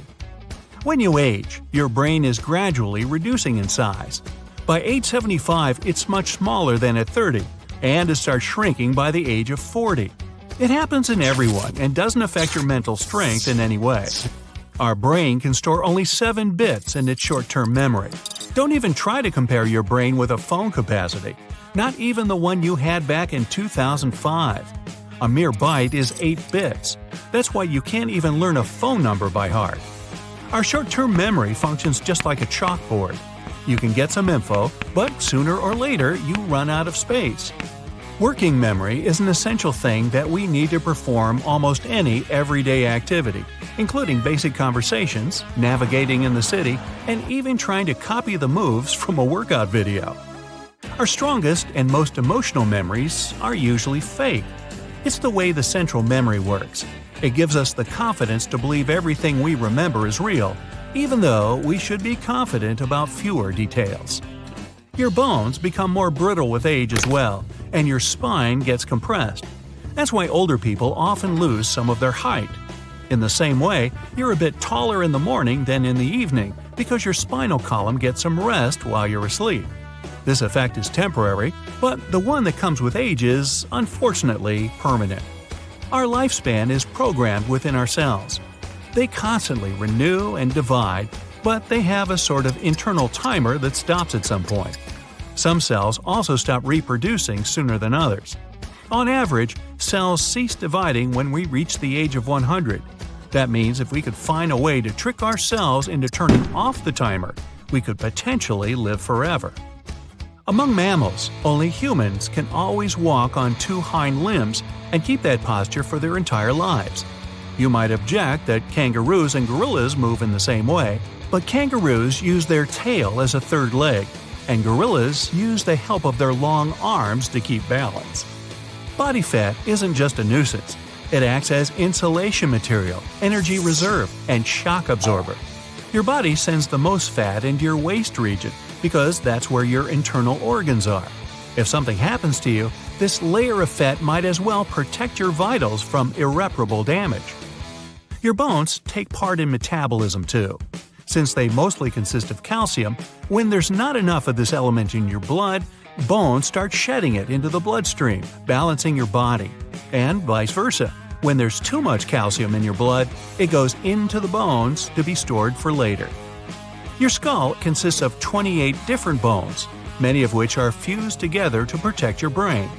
The mandible, or lower jaw, is the only skull bone that's only kept attached to your head with connective tissues and muscles. And the smallest bone in your whole body is inside your ear. It's called stapes, and it's no larger than a grain of rice. The only bone to have a sense of humor in your body is inside your upper arm. That's why it's called humerus. Okay, I made that one up. Move along. Some of the strongest muscles in your body aren't in your arms or legs. They're in your head. Masseter is the main muscle responsible for chewing, and it needs to be the strongest for you to eat normally. And you know those muscles that allow you to move your ears? Those are temporalis, located above your temples. They also help you to chew your food. We've got two really fast muscles. They control the eyelid closing. In fact, they're the fastest muscles in our body. Eyes are fragile and need protection. That's why, when a reflex is triggered, these muscles shut the eyes within less than a tenth of a second. It's been believed for a long time that a person could distinguish more than 10,000 smells. A recent research showed that people were able to distinguish more than 1 trillion smells. We also remember them better than anything else, and smells can even evoke some distant memories. We recognize only purple-blue, green-yellow, and yellow-red colors. Everything else is a combination of these three. It's impossible to calculate how many of these combinations the human eye sees because every single person has slight vision differences, but it's about 1 million combinations on average. We feel about 80% of the taste of any food thanks to the nose and its ability to recognize odors. If you hold your nose while eating, you will taste almost nothing. You might have a chocolate bar or smoked fish in your mouth. There will be no difference for you. Your sense of smell turns completely off while you're asleep. Your brain just doesn't register any smells. So if you've fallen asleep and then something starts stinking in your house, you won't be bothered in the least. Rover, you bad boy! Your nose doesn't just help you breathe and catch odors, it filters the air for sensitive throats and lungs. If we inhale dry air, the nose moistens it, cools it, and heats it if it's necessary. Also, the nose cleans the air from dirt. We can accidentally digest small objects, such as plastic items, glass, coins, and many other small objects. They'll make their way through the digestive tract within 48 hours. And there's even a man who managed to eat a whole airplane. It took him years, though, but little by little, he finished his metal meal with no trouble at all.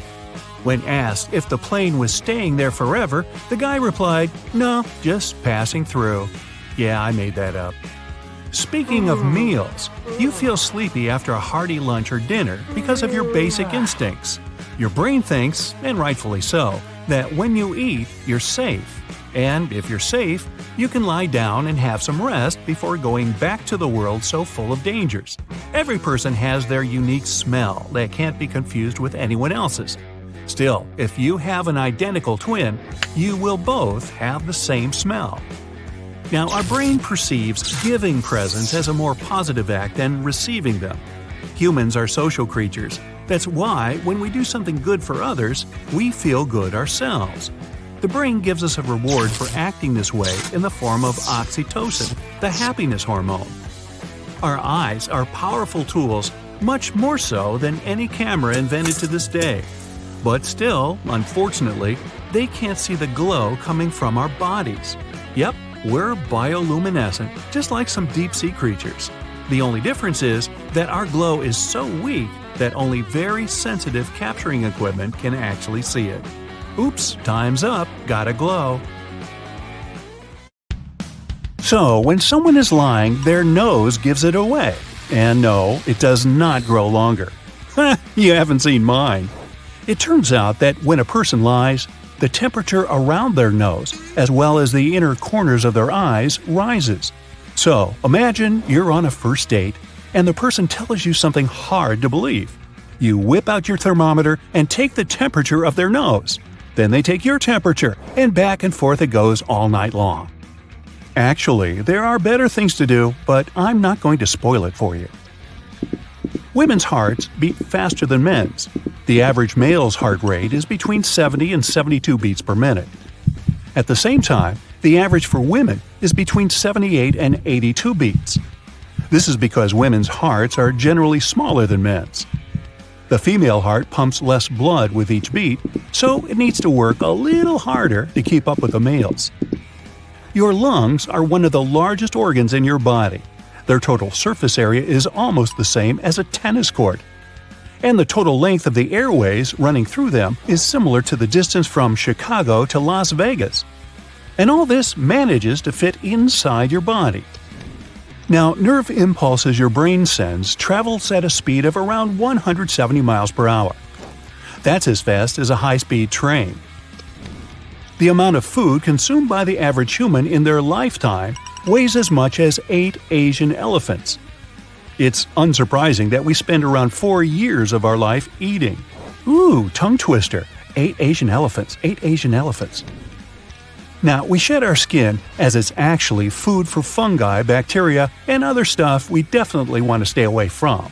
We get rid of around 600,000 particles of skin every hour. That's why they call me Dusty. Your eyes get their color from a pigment called melanin. Brown-eyed people have more melanin than those with green eyes. The blood in your body travels 4 miles per hour, and it reaches your brain in just a few seconds.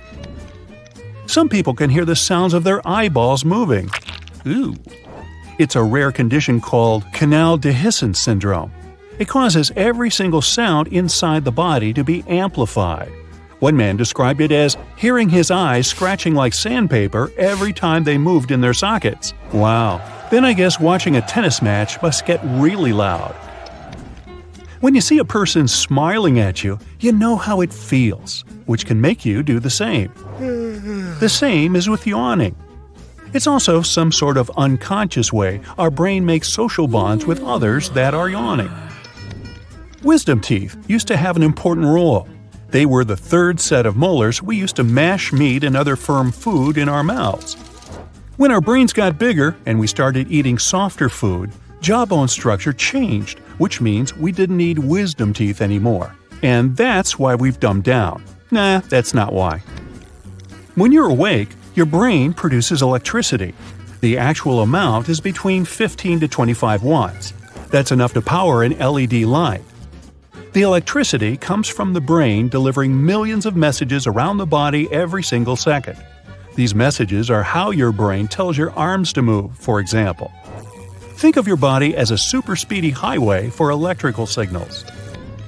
Your teeth are the only part of your body that can't repair itself. That's why dentists were created. But the enamel they're covered with is one of the toughest things in the human body. Now, scientists have noticed that people with bigger pupils are better at problem solving. Bigger pupilled individuals, yes, that is a legit word, can also focus better and ignore distractions, huh? Even their memory is sharper. We don't know the reasons for the phenomenon yet, but many people think it's because the pupil is linked to a spot in the brain that initiates your mental abilities. What? Humans can use echolocation just like whales or bats. Some blind people can get information about their surroundings in some sort of flashes in 3D perspective and have a strong sense of texture and density. They get information with sound waves. Our brains process those differently than light waves. Echolocation uses certain brain parts sighted people use for vision. Your skeletal cells never stop regenerating. That's why you get a new skeleton every 10 years or so. This process slows down with age, and the regeneration takes longer. That's one of the main reasons why bones become thinner. You must have heard of snakes shedding their skin. But humans do it too. Your skin's outer layer sheds every 2 to 4 weeks. That adds up to roughly 2 pounds of skin every year. That's the same weight as that of a pineapple. Ew. The enamel of our teeth is the hardest substance in the human body. 96% of it consists of minerals. Now, you'd have to stand for way more than 2 hours to burn the same amount of energy as you do in just 30 minutes of walking. The cornea of your eye is the only part of your body with no blood flow at all. It only gets oxygen. Your tongue is the only muscle with ends not connected to bone. Other muscles join two bones at both ends because that's how we pull and make a motion. The tongue is connected to the hyoid bone on one end, which is part of the neck, but there's nothing on the other side. Your sense of smell is the only one that goes directly to the part of the brain that controls your emotions and memories. Did I mention your pancreas? Your pancreas contains taste receptor cells that allow it to detect not only sugar but artificial sweeteners too. It uses the taste data to balance out hormones. Somebody actually counted this, and you swallow 600 times a day, once every minute when you're awake, and around 3 times per hour while sleeping. The average person has 10,000 taste buds. But as they get older, some taste buds are not replaced. An older person may have just 5,000 working buds, so they have to work harder or something. Eventually, human body hair may disappear. It used to protect us from severe weather conditions, but now we have clothes and umbrellas to do that. Most hair on the human body no longer serves any function. That's excluding our eyebrows and eyelashes, which protect our eyes from sweat and other nasty things dripping in. By the way, we're already halfway to losing all our hair. Humans used to be completely covered in it, which made us look as furry as gorillas. You have 5 million hair follicles on your body, and only 100,000 of them on your head. Hair grows half an inch every month, so a 70-year-old person that never got a haircut would have hair as long as a telephone pole. There's a newly discovered type of brain cells crucial for visual search. They're called target cells. Without their help, you wouldn't be able to spot an acquaintance in a crowd or your dog in the park. Interestingly, target cells don't care what the thing you're searching for looks like. All they want to know is whether an object is your target or not. You have around 3 million sweat glands in your body. Many of them are on the soles of your feet and on your palms, forehead, armpits, and cheeks. You get red eyes in photos because when the camera flash goes off, your pupils don't have enough time to constrict. A large burst of light reaches your retina and it bounces back. Food doesn't need gravity to get to your stomach.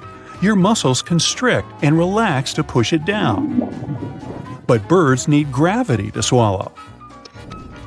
Unlike most other animals, we're walking on 2 legs, so we needed extra protection for the head directly exposed to the sun. That's why we have head hair. It also helps us retain heat at night. Our brain may not be big compared to the rest of the body, but it's always active, which produces heat, so the head hair insulates that area. When you blink, you're giving your brain a chance to do a micro nap and recharge. You blink between 20 to 30,000 times a day, which means you walk around with closed eyes around 10% of your waking hours. Your hair knows when you sleep. There are genes that regulate your body clock, and they're placed in the cells of hair follicles. That means scientists can tell if you're a morning bird or a late owl studying your hair. Your nails grow faster today than before. Studies from the 50s and the 70s say nails were growing slower, almost a quarter. Scientists believe it's because we eat more proteins these days, or we're just not chewing them as much. So, when a woman is pregnant, her brain goes through many changes that prepare her for childbirth. And the part of her brain that's responsible for social signals decreases. This causes the brain to be more efficient at taking care of the baby. But don't worry, it doesn't stay that way. It returns to its standard size after the pregnancy. In a day, your body produces 2 pints of saliva. That's around 80 gallons a year. And in one lifetime, yes, you can fill 2 Olympic pools with spit. Imagine swimming in one. That's disturbing and disgusting at the same time. Humans have one secret superpower hidden in our stomachs, our stomach acid. It has a pH of around 1, and it is one of the most acidic substances in the world. It's so powerful that it can dissolve metals, and the stomach must develop special protective mucus to prevent your whole body from dissolving. But don't try to eat metals, they can be toxic. If you take a big breath, your left lung will be filled with much less air than your right one because it's smaller. Your heart takes up quite a bit of space, so the left lung has to make room for it. The lungs are divided into lobes. The right has 3, and the left lung has only 2 lobes. Your lungs aren't the only organs that are not proportional in size. Your kidneys are also a bit different. The left one is typically a bit larger than the right one. If you've ever wondered how big they are, your kidneys are the size of your fist. Everyone knows that sharks have strong teeth, but the outer layer of our teeth, called enamel, is as strong as the one covering sharks' teeth. The enamel is also the strongest substance in the body. It protects our teeth from all kinds of damage, so you can eat your favorite food in peace, like pizza. Now, toenails grow twice as slowly as fingernails, or at half speed, whichever one you like. And if there was an Olympic sport determining which nail grows the fastest, well, your pinky nail would always come in last because it is the slowest growing nail out of them all. The reason for this is that some fingers aren't used as much as others and don't have as much blood supply. There are weird animals like shrimp and crabs that drop their skeletons in order to grow. Don't be shocked to learn that we do the same thing. Now, we don't literally drop our skeleton, of course, but we slowly regenerate a new one every 10 years. So, in our whole life, we will change our skeleton around 8 times. Many years ago, we were reptiles like the evil lizard from Spider-Man. Luckily, we've evolved and lost almost all of our reptile features except the third vestigial eyelid, which is partially visible at the end of your eye close to your nose. Reptiles still have this. It is used to protect and clean the eye.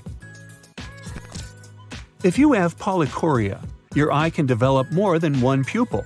Sadly, this won't improve your vision. It can make it worse, in fact, but in most cases, it won't affect your vision much. This condition is super rare and typically starts in childhood, but it can also develop later in life. Dermatographia is a usually harmless condition that allows you to virtually write on your skin. People who have this condition don't need notebooks to keep notes. If you have this condition and you scratch your skin lightly, the redness can last for half an hour. This might be helpful at your next exam, if you know what I mean. Another unique condition that some people have is syndactyly, or webbed toes. This is when your toes are fused together. Nobody knows what causes this, but it's nothing serious. Did you know that your tongue is as unique as your fingerprints? Yeah, me neither. The tongue has special shapes and geometric figures, like fingerprints, that differ from person to person. Who knows? Maybe we'll unlock our phones by licking them in the future. Or not. A fully grown person is made up of around 7 octillion atoms. It sounds unreal, but it's true. That number is so big that I can't even say it in one breath. It's 7 followed by 27 zeros. Now, earwax looks like wax, feels like wax, and tastes like… Of course, I have no idea what it tastes like, and please don't try to find out. My point is, it's not actually wax. It's a combination of fat, skin cells, dirt, and sweat. It's important for the health of the ears because it helps keep them clean. Now, pound for pound, bones are much stronger than steel. The same density of bone will almost always outperform steel. But if you compare the same volume of bone and steel, the bone will break before the steel does. Bones are made to be light and strong. If they were made of steel, we'd be a lot heavier and would need much more energy to move. When you were born, you had more bones than you do now, because most of them have fused together. An adult person has 206 bones, while babies have 300 bones. Some of those bones are made of cartilage, which is flexible and soft. The strongest, heaviest, and longest bone is the femur. This bone is the most difficult to break. It can take up to 30 times your body weight, or around 6,000 pounds. Technically, you could balance 2 cars on your femur and still be fine.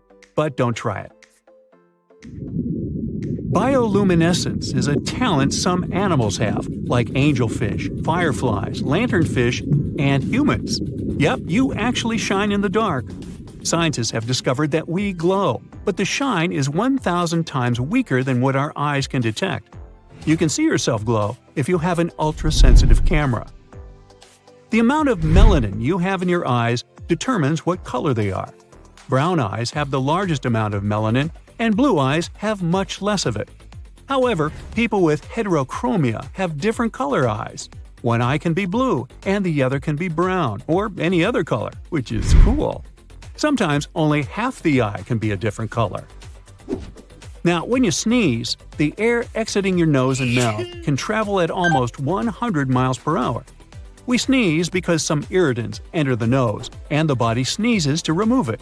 And if you've never heard about your eyes falling out if you sneeze without closing them, that's a lie. Nothing will happen. Your heart is the only muscle that works 24 hours, 7 days a week. It beats over 3 billion times in a person's life and pumps around 2,500 gallons of vital fluid daily. So you should take good care of it because it works super hard, and you can't do without it. Your funny bone isn't actually a bone but a nerve. That's why when you hit it, you get the feeling that 1,000 ants are crawling under your skin. This nerve is quite long. It starts in the spine and ends in your pinky and ring fingers. Almost all of us have heard that our noses and ears never stop growing.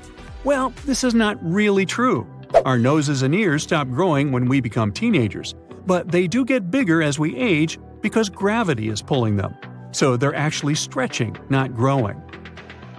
When you don't get enough sleep, the brain can literally start eating itself. 13% of neurons are destroyed when you don't get a good night's sleep. That's a lot of brain power to lose. Instead of finishing that episode of your favorite series, go to bed. It's not worth it. When you are well rested and have enough sleep, your brain can create enough electricity to power a light bulb, and your neurons can send more messages than all the phones in the world combined. They travel at around 150 miles an hour, and the signals carried by your motor neurons can travel twice as fast. Only 30% of people actually know how to whistle, but it doesn't mean you can't learn if you aren't born with this skill. It's something you need to practice. You can try whistling through your lips first. That's the easiest way to do it. Wet and pucker your lips. Try to softly blow some air. Can you hear anything? Now, blow harder. Your tongue should be relaxed all the time. Once you learn how to whistle, you'll be able to adjust your tongue, jaw, and lips to produce different tones. Whistling is the native language of the residents of a town in northern Turkey. Instead of words, people there whistle when they want to communicate. It sounds similar to bird calls. Try to raise only one eyebrow. Don't worry if it's not going well. You're not alone. Only less than a quarter of the world's population can do it. But maybe you can raise your right or left eyebrow independently of your other eyebrow, but not the other way around? There's a special muscle you use when you want to raise your eyebrows. If one side of your face is less connected or not connected to this muscle at all, you won't be able to raise both eyebrows. You can practice this skill too. Stand in front of a mirror and move one eyebrow downward. At the same time, focus on raising the other one. After some time, you'll be more aware of the muscles around your eyebrows. If you keep practicing, after a while, you'll be able to do it without helping your eyebrow with your hands. Place your hand on the table and bend your middle finger. Then, raise your little finger, index, and thumb. This was probably easy for you, right? But try to lift your ring finger. Not so simple anymore, huh? Most tendons running through your hand are not connected. The middle and ring fingers are the only ones that are linked. That's why you can't lift your ring finger without straightening and raising the middle finger too. About 1/3 of people can bend their thumbs backward beyond the typical range. The rest of the fingers have 3 bones, while the thumb only has 2. The first one starts at the tip of the thumb. It extends all the way to the knuckle. That's where the second bone starts. It goes to the base of your thumb. You have just one joint in your thumb. It's genetic. Some people simply have hypermobile thumbs that can be bent backwards at up to 90 degrees. This phenomenon is called hitchhiker's thumb. It doesn't affect people's health in any negative way. 8% of people have extra flexible feet. If you check textbooks, you'll see that the human foot is rigid. This makes walking on even terrains more efficient. But apes have bendy feet suitable for grasping branches as they climb trees and move through the treetops. But 1 out of 13 people has midfoot flexibility similar to these tree-dwelling apes. Such a flexible foot bends at the ball and halfway between the ball and the heel too. People with this feature have rather soft ligaments, unlike others that have feet with stiff ligaments that keep them rigid. There are people who can make a roaring sound in their ears. All they need to do is tense a muscle in their middle ear. Right above the auditory tube, there's a tiny muscle called the tensor tympani. It protects the cells of the inner ear from loud noises and potential damage. This muscle can also mask low-frequency sound, helping us hear high-frequency ones. The tensor tympani contracts a bit when we produce such sounds as coughing, chewing, yawning, and speaking. It likely prevents you from going deaf from all those noisy things going on in your own body. But some people can contract the tensor tympani whenever they want. When they do it, they manage to produce low rumbling in their ears that sounds similar to thunder. The noise muffling effect they get is similar to when you put your hands over your ears. Only they do it without using their hands. It's next to impossible to touch your shoulder with your palm. I don't mean just brushing the tips of your fingers against the shoulder. No, I speak about putting your left palm on your left shoulder, or doing the same on the other side. To perform this, you've got to be extremely flexible and pretty skinny. Most people find it impossible to put their fist in their mouth. To do that, you need to have a very big mouth and a small fist. A grown-up's hands are usually 7 to 8 inches long, while the average mouth is usually less than 2 inches across. There are people who can recall all their memories as clearly as if they had happened yesterday. Normally, even the memories we cherish the most may not be as accurate as we think they are.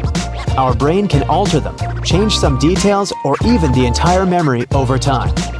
And when we want to remember something, it may take time to recall the details. But some people have a rare ability to remember literally everything. You can give them a date and they will tell you what they did that day, what they ate for breakfast, what places they visited, everything in great detail. This condition is called highly superior autobiographical memory. There are fewer than 100 people that are known to have this ability in the entire world.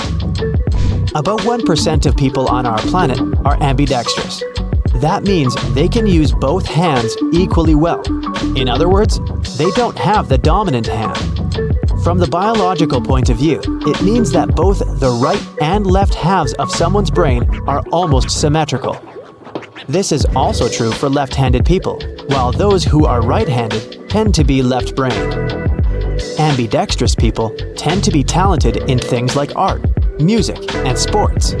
Leonardo da Vinci and Albert Einstein are some of the most famous ambis in the world. Ambidextrous people's brains tend to be symmetrical, and that's something they share with people who have the condition called synesthesia. Approximately 1 out of every 2,000 people can hear colors, associate numbers with personalities, or taste music. Synesthesia makes one sense trigger another. It's usually something that runs in the family, but you can still teach yourself synesthesia with the help of some tricks. For example, you can start by associating 2 different things together. For example, colors and numbers. Like the number 5 can be green. When you practice synesthesia, you become more aware of your senses. This process also boosts creativity and memory because when you start practicing it, you build new neural pathways in your brain. Cilantro is a herb that tastes like a pleasing mixture of citrus and parsley. Many people find it tasty, but to some individuals, the taste of cilantro is revolting.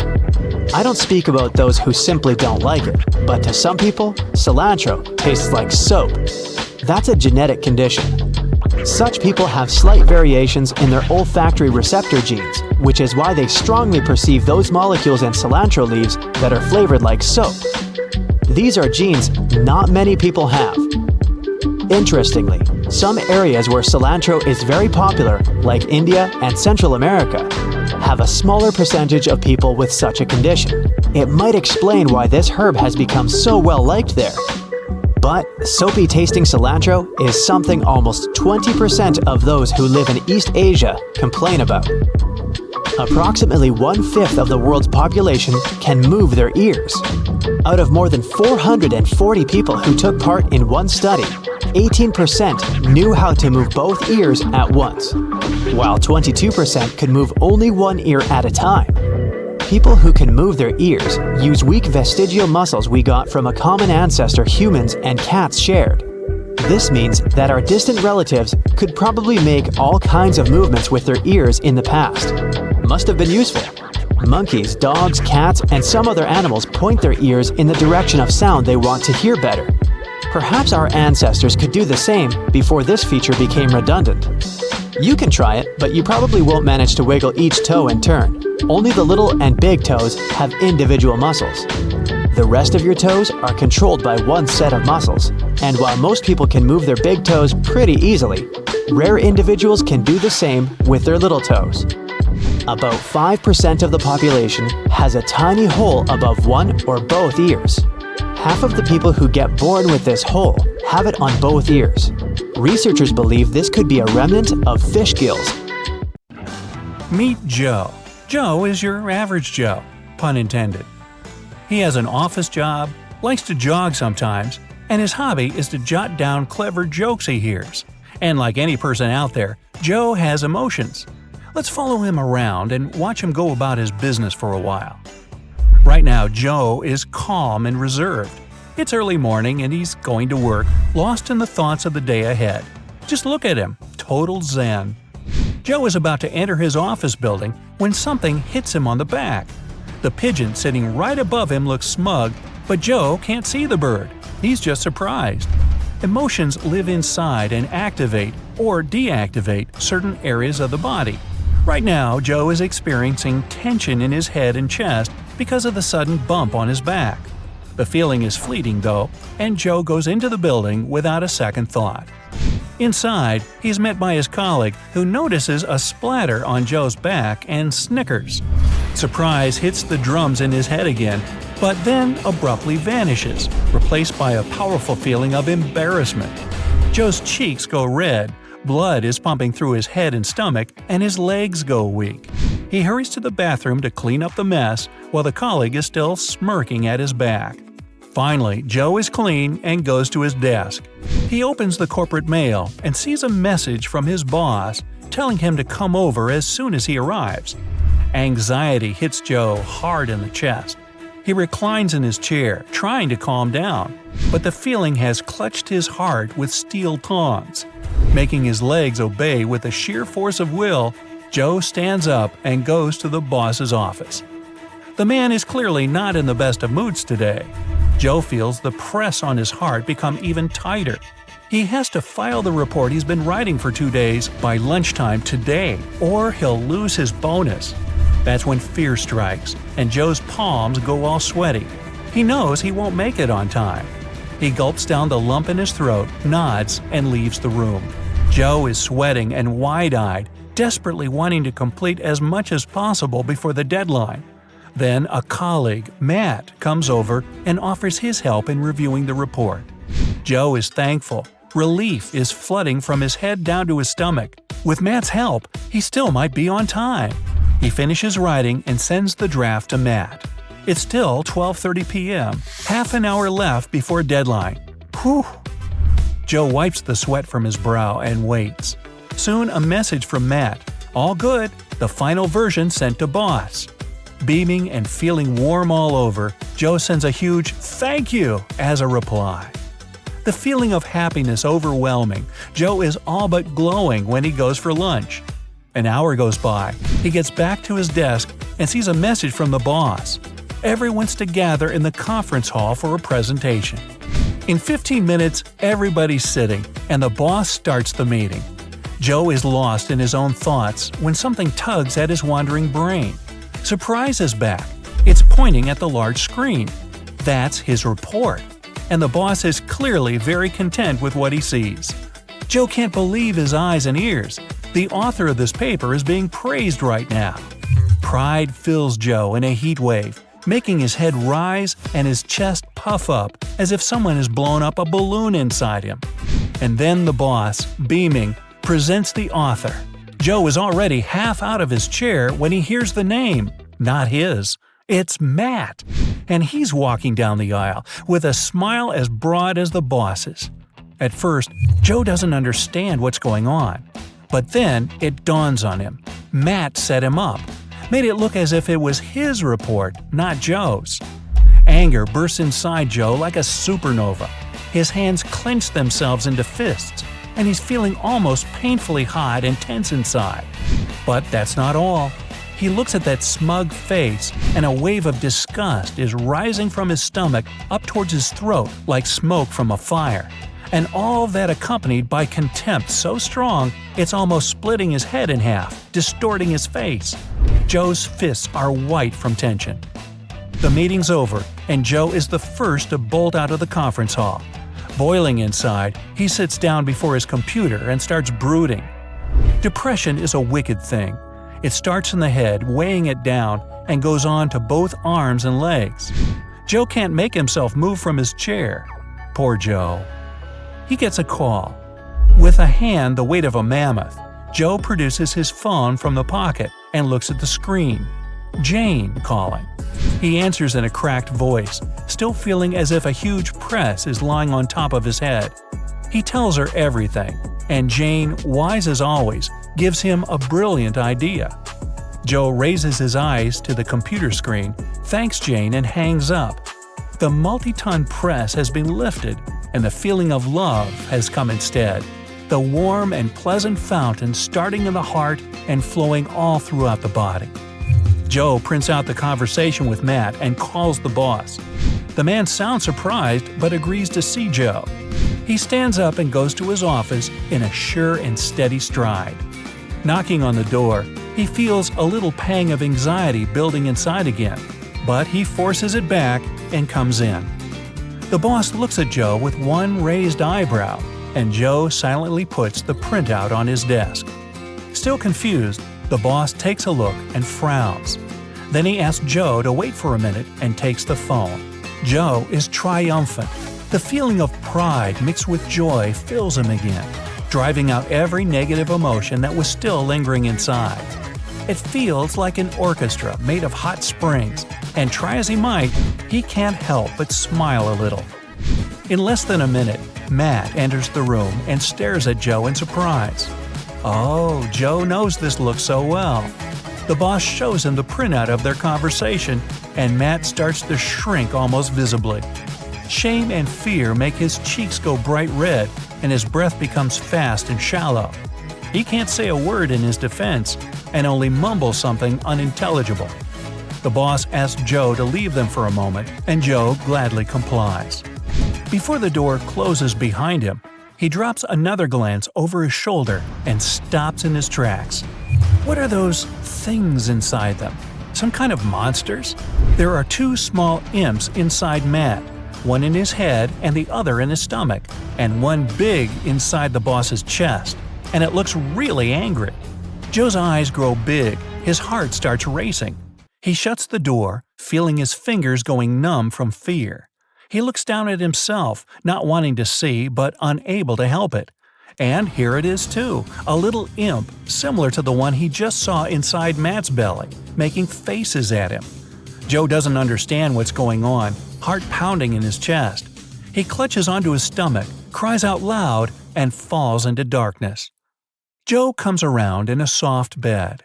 He feels groggy and doesn't realize where he is until he feels a small button in his right hand. He presses it, and a nurse comes in after a few seconds. She tells him that he simply got under too much stress and fainted, so his colleagues called an ambulance and brought him here, in this ward. Joe thanks the nurse and asks for a phone to call Jane. The lady smiles and gives it to him. Joe starts dialing, and the nurse leaves him alone. Jane comes within a half an hour, anxious. Joe tells her it's all right, that he was just overworked and he'll be fine in no time. He says there was a funny thing about his condition. He thought he saw monsters inside Matt and the boss, and then even inside himself. Now that he thinks about it, they might have been his emotions personified. Jane looks at him with a concerned frown. "What?" he asks. "Nothing," she replies. "It's just that—" Jane pulls up her blouse and Joe stares at her belly. "You mean you saw these? And what's wrong with them? Joe? Joe? Joe? Joe? Joe?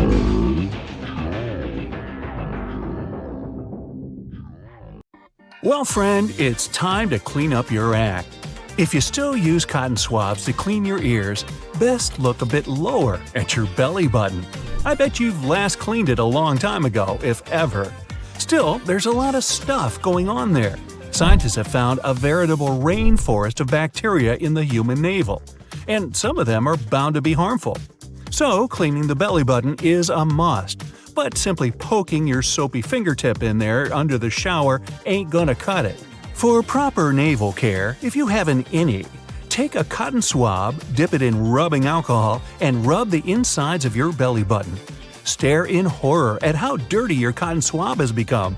Then take another one and repeat the procedure until the swab comes out clean. After that, take yet another cotton swab, wet it under the tap, and gently rub your navel again to get rid of rubbing alcohol. It might dry your skin otherwise. Finally, take a long, expected shower, and don't forget to dry your belly button with the corner of your towel. Now, if you have an outie navel, things are a lot easier. Get some soap onto a cloth, lather it up, and rub the soapy cloth onto your belly button. Rinse it under the shower and let the towel do the drying job. Now, speaking of towels, don't forget to change yours at least every 3 days. It collects a lot of moisture, and since it's pretty warm in your bathroom, the towel is a perfect breeding ground for bacteria. When it starts to smell unpleasant, throw it in the washing machine ASAP. It means there are already millions of colonies of bacteria and yeast. Since you've already used up all your cotton swabs on your belly button, you won't be tempted to clean your ears with them, and good for you. The inner part of your ear is pretty sensitive, and you can easily damage it with a cotton tip. So don't go poking in there with your nails either. Chances are you'll push the wax even further too, so it's a lose-lose. To properly clean wax from your ears, take an eyedropper and fill it with baby oil, mineral oil, or hydrogen peroxide. Apply a few drops to either of your ears and go about your business. The wax will have to soften for a few days now. Then take a rubber bulb, fill it with warm water, and very carefully rinse your ear canals with it.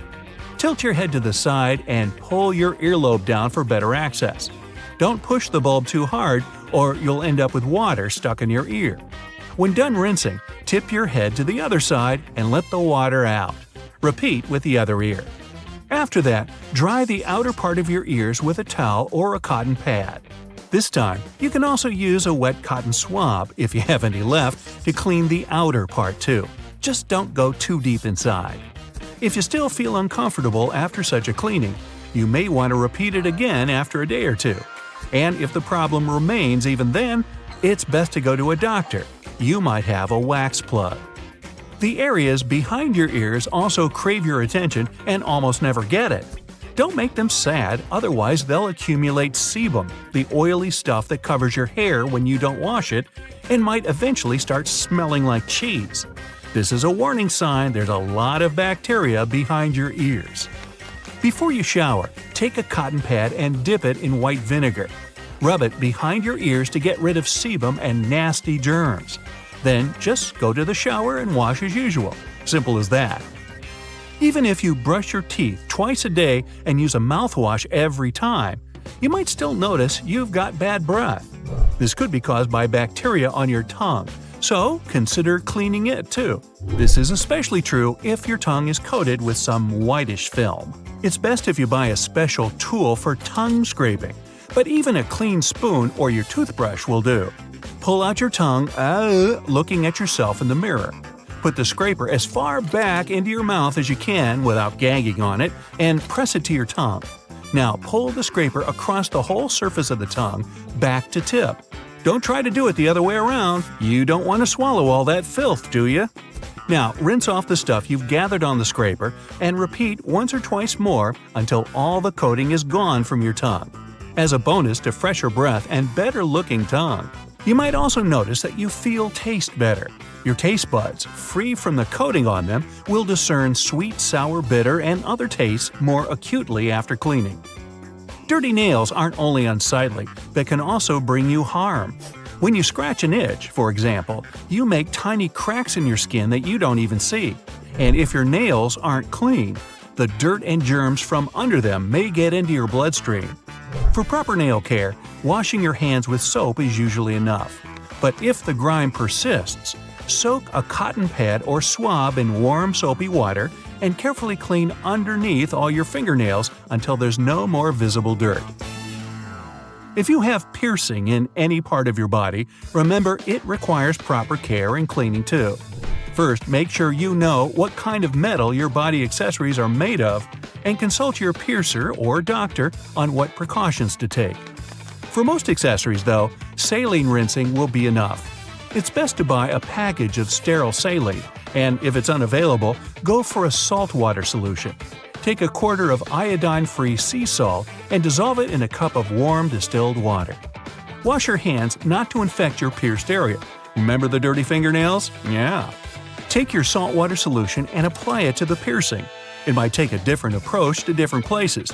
If it's your ears, then the best choice is to take a clean piece of gauze, soak it in the solution, and dab it gently on the piercing. If it's the belly button, you can take the cup with the solution and turn it carefully over your piercing while sitting or lying back and sloshing the liquid inside a bit. After you've done, dry the piercing with a paper towel.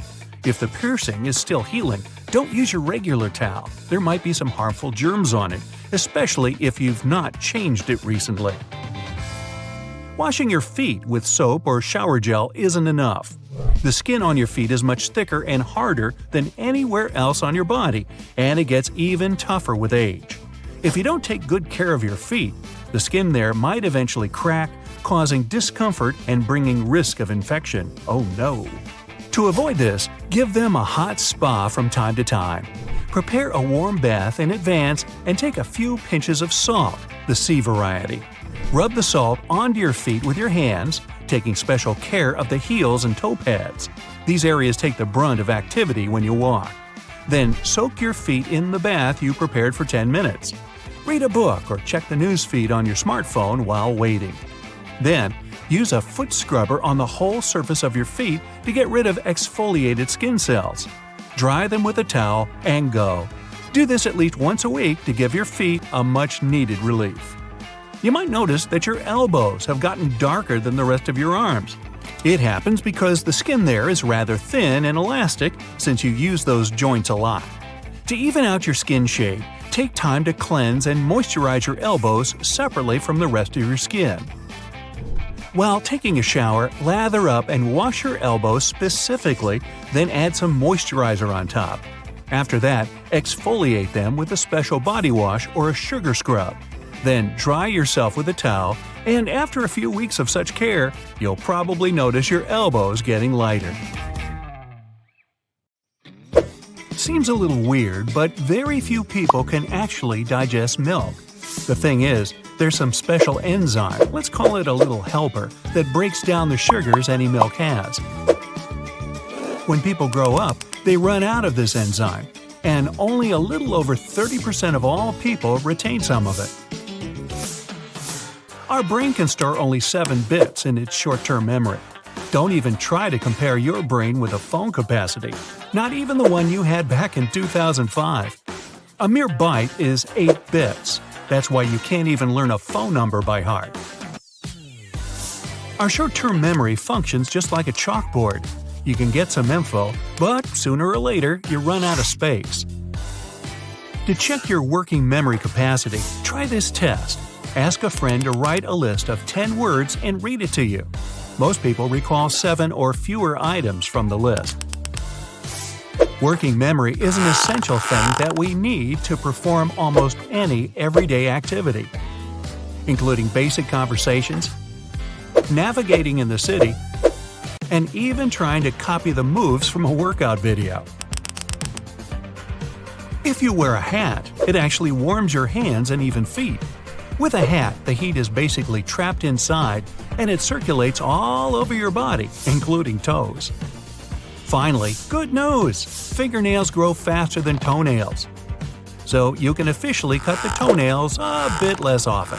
I don't really like to bend to take care of those claws on my feet. If you're sleeping, it doesn't mean that your whole body rests. In fact, sometimes your brain has to work even harder when you're asleep.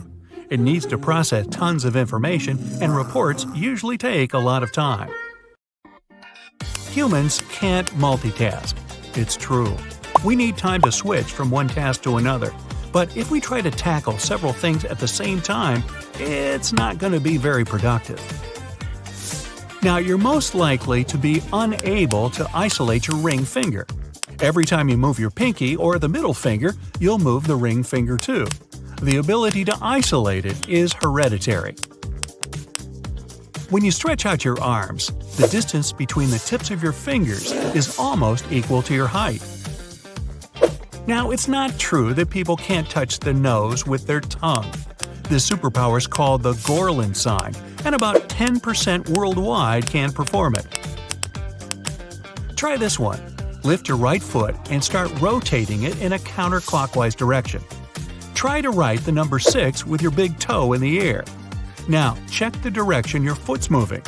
It's moving in the opposite direction because to write the number 6, you need to make a counterclockwise movement. People with double-jointed thumbs can bend them backwards. Looks super unusual, and very few people can do that. Still, it's totally okay. It doesn't hurt to bend a thumb this way either. Hey, next time you're talking to a friend, try to breathe in through your nose. Don't pause to inhale, try to do it in the middle of a sentence while speaking. That can be rather tough. Only about 1% can do that, and they're usually musicians. Our brain is actually pretty large, almost as large as a pillowcase. It's squeezed into a relatively small head just because it's very wrinkly. If you could spread it out, you'd see how brainy you really are. We're made of teeny tiny cells. To see just how small those cells are, imagine that 10,000 of them could fit easily on the head of a pin. You could literally glow at night. Many fish, algae, and fungi are bioluminescent, and so are you. Turns out that human beings can emit light. Nope, your friends aren't going to ever see that without special tools, so you can't really brag. It actually takes a bit longer to start a new habit. It's not 100% true that 18 or 21 days are enough as many people think. The process of getting a new habit can take up to 254 days, but on average, it takes around 66 days for a new habit to become automatic.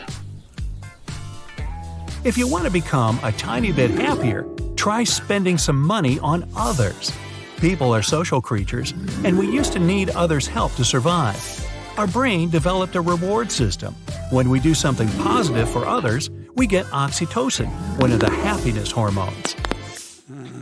Now, when you're asleep, you won't smell anything nasty. The thing is that your sense of smell deactivates at night.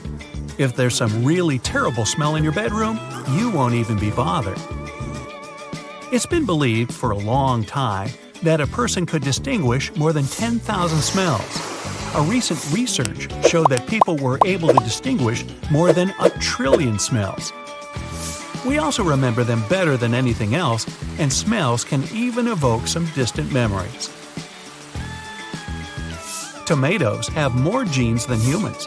This shouldn't concern you though, because it's not the number of genes that matters, but the complexities of their connections. Fingernails don't only help us catch random tiny objects and peel the stickers off. If you didn't have a rigid structure against which to press, you wouldn't be able to judge how firmly to hold anything. Now, your toes are the humble helpers that carry about 40% of your weight. If you've ever heard that humans don't really need their toes, don't believe it. They're also the main pushers when you walk. We've got two really fast muscles. They control the eyelid closing. In fact, they're the fastest muscles in our body. Eyes are fragile and need protection. That's why, when the reflex is triggered, these muscles shut the eyes within about 100 milliseconds. That's not more than 0.1 second. If you find hairs in the bath after having a shower, it doesn't mean you're going bald. This is normal, because an average person sheds 40 to 150 hairs per day. Baldness becomes noticeable after you've lost more than 50,000 hairs. We recognize only purple-blue, green-yellow, and yellow-red colors. Everything else is a combination of these three. It's impossible to calculate how many of these combinations the human eye sees, because every single person has slight vision differences. But it's about 1 million combinations on average. All the hair you see on your head is only about 10 to 15% of all the hair you've got. This hair is in its resting phase, and it either doesn't grow or sheds. 80 to 90% are actually growing at any given time. Retinal scanning is more reliable than fingerprint scanning. The fingers have about 40 unique characteristics, and the eye has 256. We feel about 80% of the taste of any food, thanks to the nose and its ability to recognize odors. If you hold your nose while eating, you will taste almost nothing. You might have a chocolate bar or smoked fish in your mouth, there will be no difference for you. Your nose doesn't just help you breathe and catch odors, it filters the air for sensitive throats and lungs. If we inhale dry air, the nose moistens it, cools it, and heats it if it's necessary. Also, the nose cleans the air from dirt. Hey, where do you think boogers come from? The human eye has some resemblance with a car engine. They both need various liquids to work properly. An engine needs oil lubrication, and an eye needs tears. In order to work well, the tears should be thoroughly distributed all over the eye. That's why we blink up to 20,000 times a day. So, an eyelid is a bit like a windshield washer. We can accidentally digest small objects, such as plastic items, glass, coins, and many other small objects. They'll make their way through the digestive tract within 48 hours. See you later! We can digest plastic in case of emergency and in tiny quantities, but the human digestive system can't really bear grass. Grazing animals have special teeth and several stomach sections to process raw leaves and grass. Well, we have none of that equipment. That's why we have cows. Ever wondered why you feel so sleepy after lunch? Well, that's because your circadian rhythms, which have 24-hour cycles, demand you have a nap after 7 hours of being awake, and food just adds to this effect. When you crave a snack, it's your brain sending you a signal that you're lacking some vitamins or minerals. You probably don't want candy as bad as you think you do, so just have a couple of nuts instead. No, not me. And stop right here. Yes, look, that's me, on a roller coaster. Totally unemotional, as if I'm riding some kiddie rides, and not the fastest roller coaster in the world. But let's start from the very beginning. Rewind to 2 months ago. Oh, not again. I'm late for work for the 3rd time this week, and this time, I'm absolutely getting fired. Okay, I didn't really like that boring office job I had anyway. You know what I love the most? Roller coasters. So when I saw a job offer of a roller coaster rider, I called them immediately. And my new job was to test drive all the roller coasters and amusement parks around the world. The job was for 60 days, and I was going to ride roller coasters every day for the next 2 months. Day 1. I wasn't the only one getting the job. Turns out, they hired different people to test the roller coasters. Men and women, old and young, short and tall. We were supposed to just ride, and then report how we felt. The job started in New Jersey, with Kingda Ka, the tallest roller coaster in the world. It's 456 feet tall, which is taller than the Statue of Liberty, and as tall as the Great Pyramid of Giza. Day 2. We moved south and rode the rides in Pennsylvania, Ohio, and Virginia. Some of the rides weren't that fun, and I really need something more exciting. I'm feeling energetic and happy, and when I go back to the hotel after a long working day, I'm not tired at all, and even do some sports later in the evening. Anyway, however fun roller coasters are for us, the brain, of course, sees you hanging hundreds of feet above the ground, not being able to predict which way you'll be taken next, as a threat. When you face a situation that looks dangerous, your brain releases adrenaline that gives you a boost of energy to help you cope with that. It also helps you handle even minor stress. Just 3 days ago, I was pretty much overwhelmed with my life. I was worried about having to look for a job and a new place to stay. Now, I don't feel stressed anymore, and I ran 10 miles tonight. When you ride a roller coaster, your heart rate and blood pressure increase. Also, there's better blood circulation, which allows a great oxygen flow. Maybe that's why I feel so good. Whatever the reason is, those rides do magic to you. Day 8. Today, we spent a part of the day in Six Flags, the most famous theme park in Latin America. My favorite ride there was Superhuman El Último Escape. The ride reaches the speed of 75 miles per hour and has two 360-degree helices. Now we're done with North America and head down to South America, where we're going to spend a week. I don't even feel tired, even though I literally live in trains and planes now, traveling from one amusement park to another. And I still run those 10 miles every day, which is surprising. Also, we were given a booklet to study the history of roller coasters. Right, they were inspired by the 18th century Russian ice slides. Those were about 80 feet tall and had a 50-degree drop. But the first roller coaster was made in France back in 1804, and it was a wheeled wagon. Okay, not a big deal. Day 15. We've been to amusement parks in Brazil, Argentina, and Chile. As a professional, I noted that the catapult ride at Hope in Brazil was pretty cool. It has a vertical loop where you first go forward and then, suddenly, backward. We're finally heading to Europe. I've never been there before, and now I'm about to test all the best rides in France, Spain, and many other countries. Sounds cool, but somehow I'm not that excited about it. Yeah, they're fun, but I'm getting a bit tired of it. Okay, maybe it's just jet lag. After South America, I noted the rides I used to love so much just stopped being that exciting. I don't feel energetic. It's the opposite. When the working day's over, I'm exhausted, like never before. My brain must have gotten used to something weird going on with me all the time, and the rides are getting pretty predictable. Also, my neck and back hurt a bit. All these rough movements put a lot of pressure on you, and while most of your body is tightened up to the seat, your head is not. Your neck does a lot of work supporting it and keeping your head steady while the coaster is taking you in random directions. So no wonder it started to hurt. Also, your brain and inner organs actually move a bit inside you. Just a random fact. So my body is starting to feel like it needs a break. But I have my contract signed and there are 6 more weeks ahead. Day 30.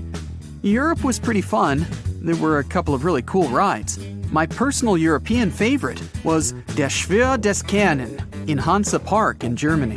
It starts totally in the dark, where you ride listening to some epic music, having no idea what's coming next. I was even impressed, but I would have definitely enjoyed it more if it hadn't been my 300th ride that month. My back and neck still hurt. I even had to buy some ointment to feel better. It didn't help though. The next day, I'm back to business. At the hotel, the only thing I do is lie down, trying to fall asleep. Falling asleep has gotten really challenging. This is what adrenaline has done to me. I just chill and watch some movies. I wish I could stop the trip and come back home to get some rest after being dragged here and there all day long, but I can't. Next stop is Western Asia. Yay. 1 more month to go. Day 45. We've been to the UAE, Japan, China, countries with some of the best theme parks in the world that I've never been to before. We rode the fastest roller coaster in the world. It's called Formula Rossa, and it's in the UAE. It reaches the speed of 149 miles per hour, which is way more than any highway speed limit back home. 2 months ago, I would have been screaming like crazy if I had heard about such a chance. But now, I care more about not falling apart. I don't even remember the last time my neck didn't hurt. I feel like my head will fall off soon. Every time you're on the roller coaster, it becomes about 5 times heavier, and your poor neck is all that supports it. That's all because of gravity pulling you down towards the Earth's center. When you're on a roller coaster, the gravity is much higher than when you simply stand on the ground. And gravity is exactly what makes roller coasters work. They're designed in such a way to take advantage of it. On ascent, we accumulate energy. Then, on descent, the energy is released. So, the whole roller coaster ride is a combination of ascents and descents, accumulation, and then the release of energy. But as we ascend, the gravity force becomes higher. So 1g is the normal force we feel when we stand on the ground. On average, a person can handle the force of up to 5g, and that's about what we experience on a roller coaster. While experiencing the gravitational force of 5g, you start to weigh 5 times more. So if you normally weigh 150 pounds, on a roller coaster, you weigh 750 pounds, and your head will weigh 5 times more as well. So yeah, that's why my neck hurts. I'll get through it. Just 2 weeks to go. Day 61. I'm finally home, and it's never felt so good. I've got my paycheck and the experience of riding all the best roller coasters in the world, which is cool. But I'm so tired that I only care about my bed and peace. On the bright side, I don't care about that tough time in life I've had. But even though I feel tired, it was pretty much a healthy trip, however crazy it sounds. I think I'll stay away from roller coasters for a while, though. I've had enough. Humans have tails. Okay, that sounds weird, I know, but it's true. While our bodies are still forming in the womb, at around day 31 to 35, you can really start to see it. Right now, you have a tail. It's inside you. It's part of your coccyx, to be more precise. If you were to have an X-ray right now and ask the doctor to show you your tail, you'd see some small bony segments at the bottom of your spine. We lost our tails over many millennia of evolution. Imagine if we still had our tails. They'd have to redesign pants.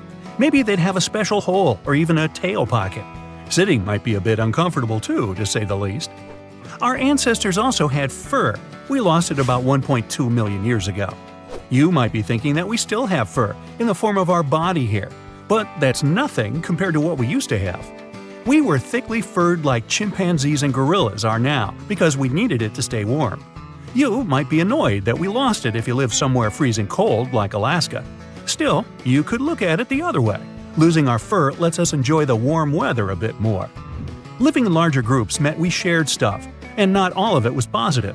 It's possible that humans with less hair or fur would get sick less often because they didn't have as many parasites on them, like lice or ticks. This might be the reason why we evolved to lose our fur and become what you see today. Although I have to admit, more body warmth would come in very handy right now. I wouldn't need to keep this blanket on my legs anymore. Oh, not again. Let me just grab a cup of water to make these hiccups go away. Ah, much better.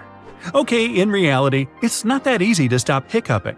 But why is it so hard to stop them? Well, it could be because of a strange feature of a past evolution. One theory is that hiccups have no real use anymore, and that we actually only do it because we come from amphibians. They had both lungs and gills at the same time. When they went underwater, the entryway or glottis to their lungs would close. Fast forward to today, and we still have that mechanism of closing the glottis, but it's useless because we don't live in the water. Wow, how unfair.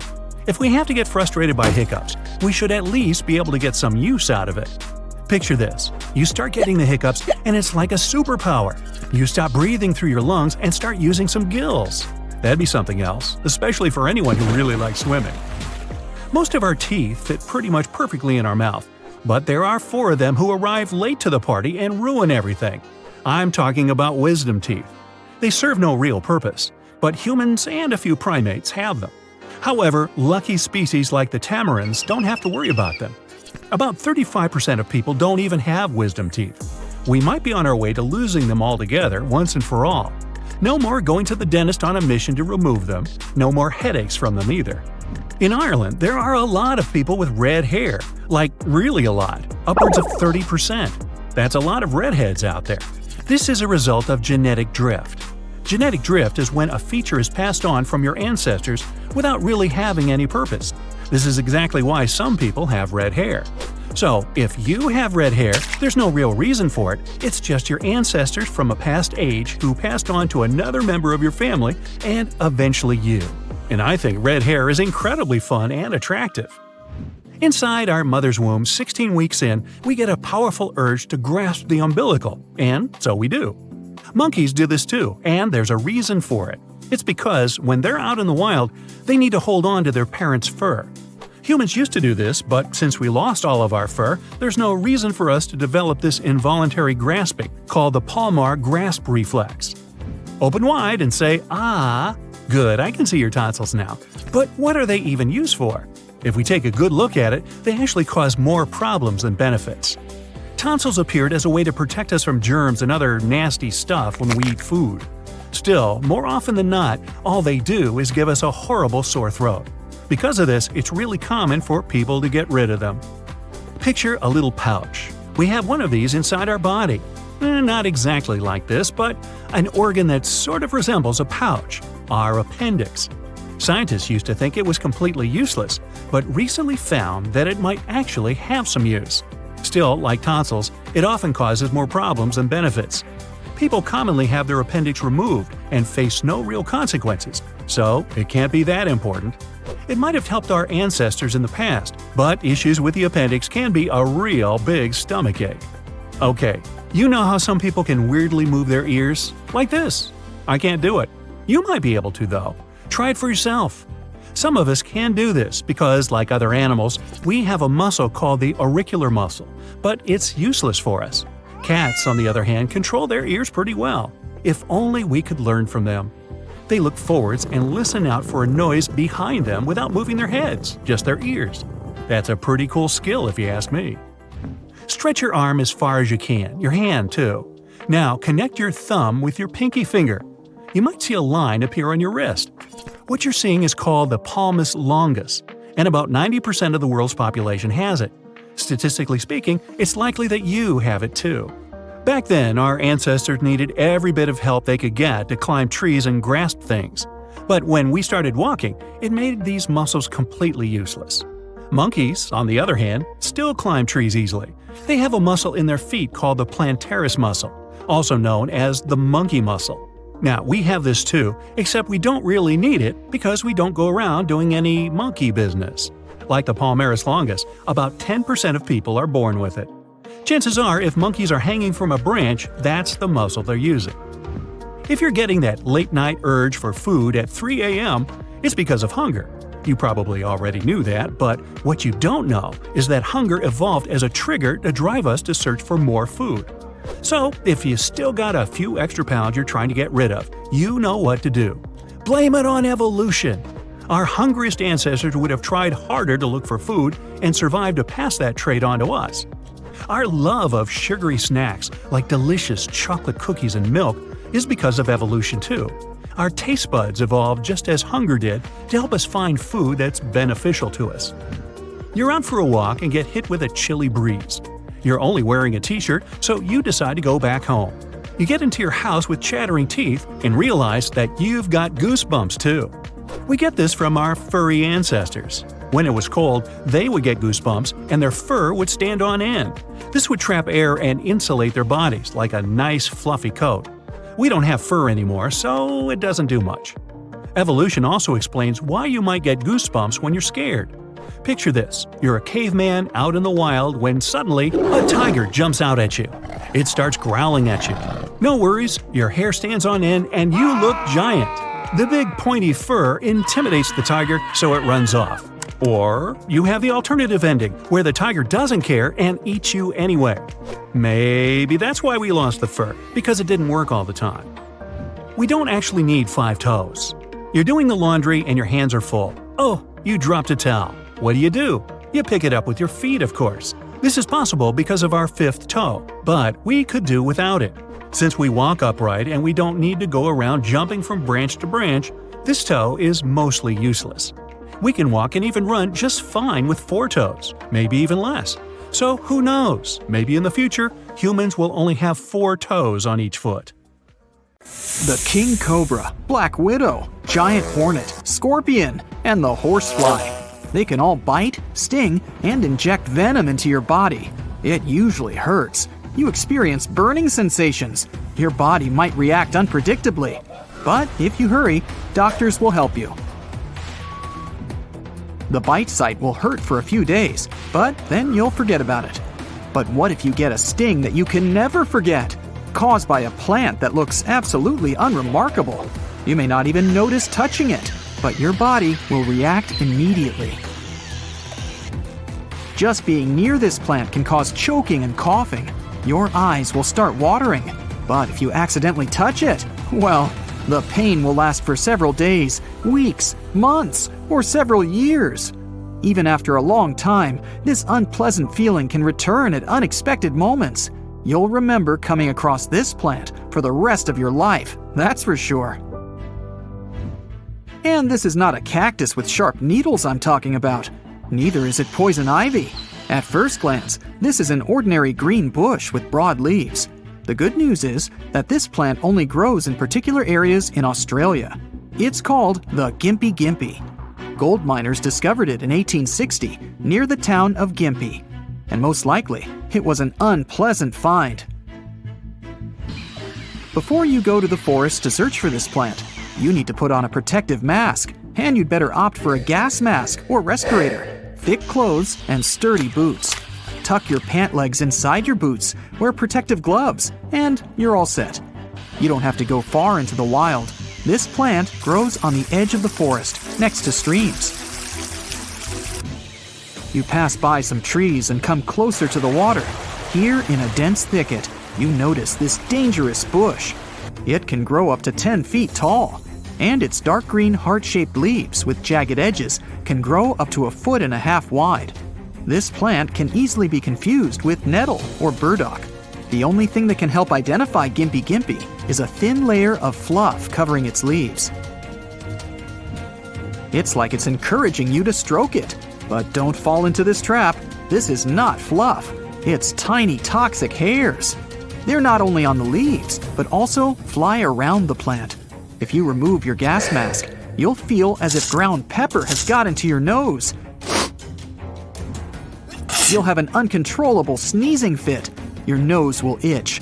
It'll become difficult to breathe. Your tongue will swell. Your eyes will feel as if they're on fire. And if you stay there for some time, this plant will seriously damage your health.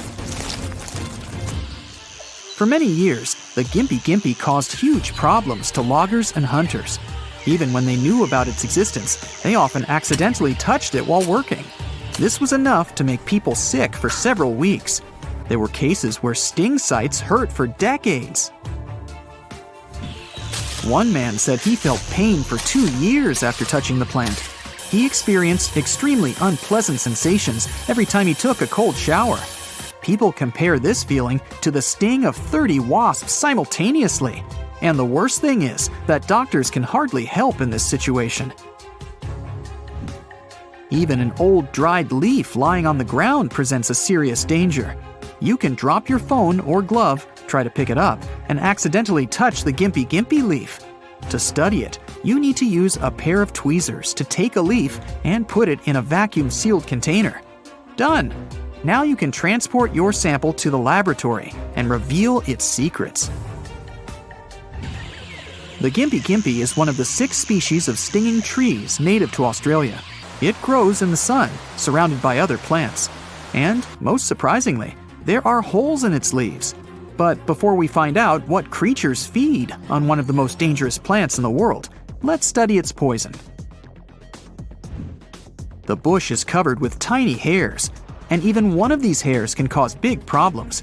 It's so thin and small that it can penetrate your skin and stay there for several months or even years. Water doesn't wash it out. It only enhances the effect of the poison. A tip of the hair opens up when it comes into contact with some surface. Then it injects a potent toxin. After that, you feel a burning sensation. Half an hour later, the feeling gets worse. Your skin starts pulsating and turns red. You never know how long the effect is going to last. It all depends on the number of hairs you've come into contact with. But what precisely is this toxin? How can it cause so many problems? Scientists still don't know for sure. They can't say which components of the poison cause the burning. The effect of the toxin lasts for a long time. High or cold temperatures don't stop it. After a few years, you can put pressure on the affected spot and feel that the poisonous hairs are still there. Pluck one leaf and throw it on the ground. Then come back 100 years later and touch this leaf. You'll feel the unpleasant sting again. The botanical samples of the gimpy gimpy still remain dangerous in many laboratories. With such toxic leaves, gimpy gimpy may be the most protected plant in the world. But some creatures still feed on its poisonous leaves. And one of these creatures is a species of ordinary nocturnal beetles. They can eat gimpy gimpy nonstop, and they don't care about its poisonous hairs at all. The toxin just doesn't affect these insects. This is the perfect meal for them, because no animal will dare to attack the bugs sitting on the gimpy gimpy. Except for the red-legged patamelon, who lives in the forests of Australia. It looks like a mini kangaroo. This cute animal also feeds on the poisonous plant, and no one knows how the patamelon protects itself from the toxins. But unlike these fearless creatures, people have to install warning signs around these dangerous territories and wear special clothing and masks not to get harmed by the plant. And those who have come close to the gimpy gimpy have to wash their clothes right afterward. Poisonous hairs are likely to remain on their pants and jackets. So you've seen one of the most poisonous plants in the world. But what about the most poisonous tree? We leave Australia and move to Florida. Imagine you're somewhere in a tropical forest near the Caribbean coast.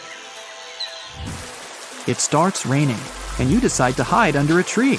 Of course, this is already a bad idea, since lightning can strike the tree. But you should worry about something different this time. The tree seems ordinary. A gray trunk, green leaves, and fruits similar to small apples. You stand next to it for a few seconds and feel your skin starting to burn. It feels as if drops of acid are falling from the sky. But no, it's still rainwater. But when a drop touches the surface of the tree, it gets filled with poison. Next, it bounces off the trunk, hits your skin, and causes the burning sensation. Never stand near a manchineel tree, and don't pluck its leaves and fruit either. The trunk, bark, branches, and fruit contain toxic juice. Even if the weather is warm and sunny, don't come close. The tree bark secretes toxins too. You may notice there's almost nothing growing around the tree. Mushrooms, shrubs, flowers, and other trees can't exist nearby. Animals also avoid this place. The poison produced by the manchineel tree is resistant to water and fire. That's why burning tree branches is also a bad idea. The smoke is very dangerous, especially for your eyes. Locals know this tree well, but tourists can easily get hurt. That's why people mark manchineel trees with paint as a warning. The gimpy gimpy and manchineel trees are scary plants, but the giant hogweed can be considered the king among toxic plants. Yeah, touching it can cause a severe allergic reaction, burning sensations, and whatnot. But the worst thing is that the giant hogweed is one of the fastest growing weeds in the world. Its seeds don't need long to develop and take over any territory. It quickly became one of the main invasive plant species in the world. The hogweed can affect entire ecosystems. The plant grows faster than others, displacing its competitors from their territories by harming them with poison. People spend a lot of money to fight this parasitic plant. If its seeds get into your garden, they'll occupy it in no time, and it'll be pretty challenging to get rid of them. These huge plants were initially considered exotic. People used to buy and grow them to decorate their gardens. But then, hogweed seeds managed to escape, and a real invasion began. The plant can spray its seeds over a vast area when you cut it, and the wind can carry them even further away to neighboring territories. Scientists still haven't come up with an easy and cheap way to deal with this weed. You wake up 100 years from now and things are weird. Your body feels different. You check the mirror and, yup, it's true. You've got a second eyelid and no body hair? Sounds like sci-fi, but nope. There's actual science behind it. Think about how often you check your phone. A lot, right? Well, this might be why you have that second eyelid now. As screens took over our lives, we evolved this extra eyelid to filter out harmful blue light and reduce eye strain. Future you blinks and a translucent shield covers your eyes. It's like nature's way of protecting us from all that digital glare. Downside? We all look a bit more like robots. Now, Americans spend about 7 hours a day on the internet. Some researchers took this info and ran with it. Meet Mindy, the 3D model of humans 100 years from now. She's got the lowdown on what constant phone checking and endless office hours have done to us. Mindy's got an arched back, a thicker skull, a smaller brain, a 90-degree elbow, and something called a text claw. That doesn't feel right, does it? All those hours looking down at your phone strain your neck muscles and mess with your spine. But the text claws, that's next level weird. This mutation comes from always holding your smartphone. And those elbows? Permanently bent at 90 degrees, like some kind of stiff Barbie doll. Imagine trying to navigate crowded streets, bumping into people left and right. And body hair? We might lose it all in the future, but this is actually a pretty mysterious subject. Let's rewind the tape a bit. You've probably heard that body hair was used to protect us from harsh weather. One thing scientists have discovered is that our ancestors that started shedding hair had some pretty good advantages. The ones who lost the hair on their palms or wrists could handle stone tools and machinery way better than the other ones.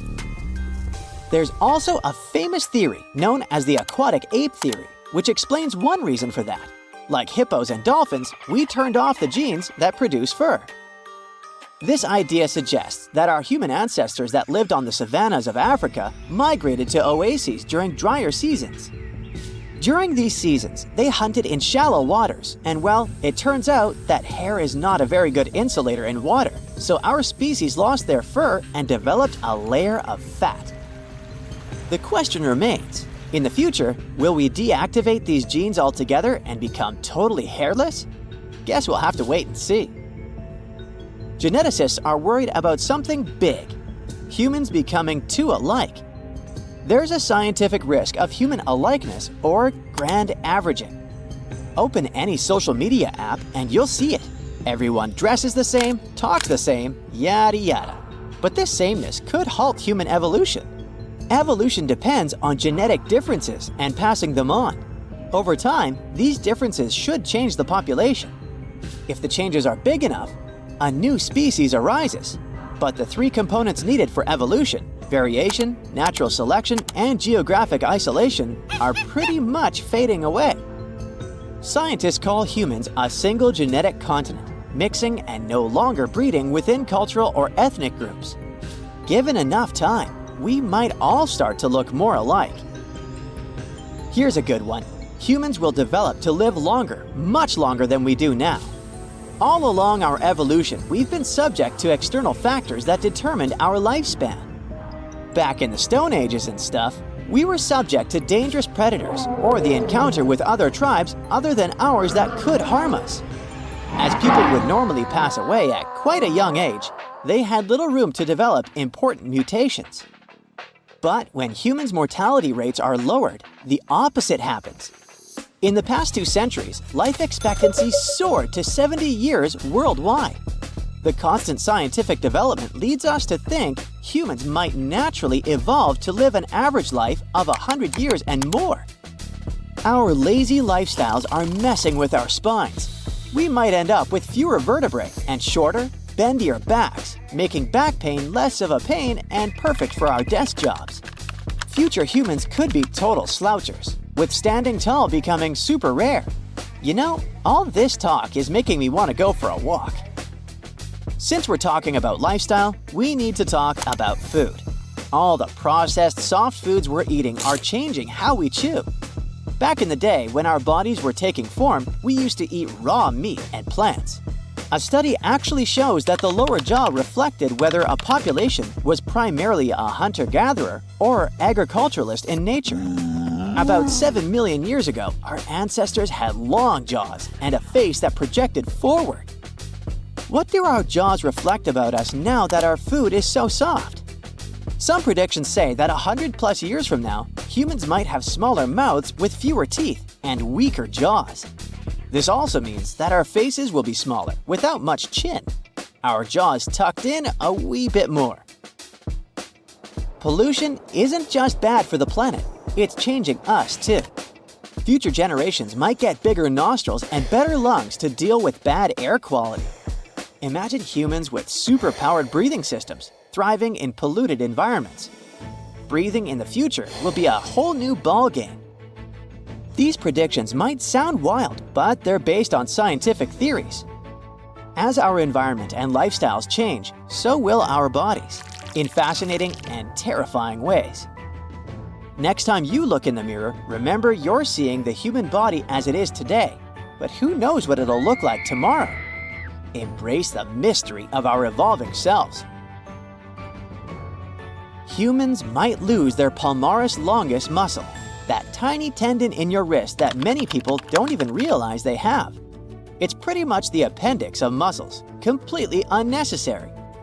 As we evolve, we'll likely say goodbye to this little tendon because we're not swinging from trees or doing intense grip exercises anymore. Our hands are occupied with texting, typing, and swiping. So in a few generations, we might look at our smooth, tendon-free wrists and think, evolution really Marie Kondo'd our muscles. Love your toes much? Well, then you can bid one of them farewell. Our toes help us keep our balance when we're walking. Research shows that our balance is shifting inwards.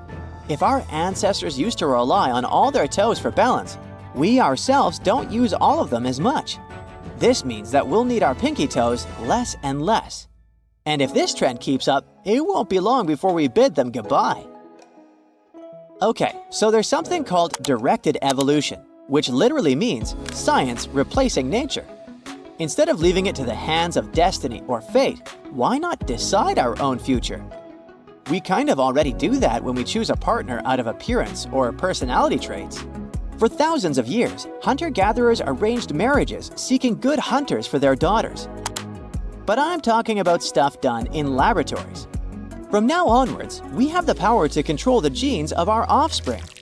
Science can screen for genetic mutations. It can also choose an embryo with a particular eye color and things like that. Yep, DNA control is a thing of the future. If you think it doesn't get more bizarre than that, wait for this. Someone asked an AI to mock up some pictures of what humans will look like 1,000 years from now. According to this AI software, our faces will be covered in a web of wiring motors. It's like a crossover between Frankenstein and the Terminator. Perhaps this is the beauty standard of the future. Yikes! Meet Graham. Graham is a distant descendant of humanity whose body has evolved to survive a car crash. He isn't a CG model. He's a life-size statue made of silicon and real human hair. Graham is a piece of modern art. He's a speculation of what human bodies look like in the years ahead.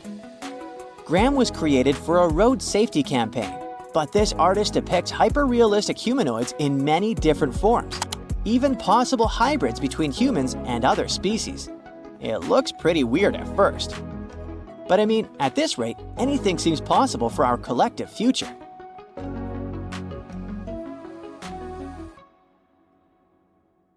That's it for today. So hey, if you pacified your curiosity, then give the video a like and share it with your friends. Or if you want more, just click on these videos and stay on the bright side.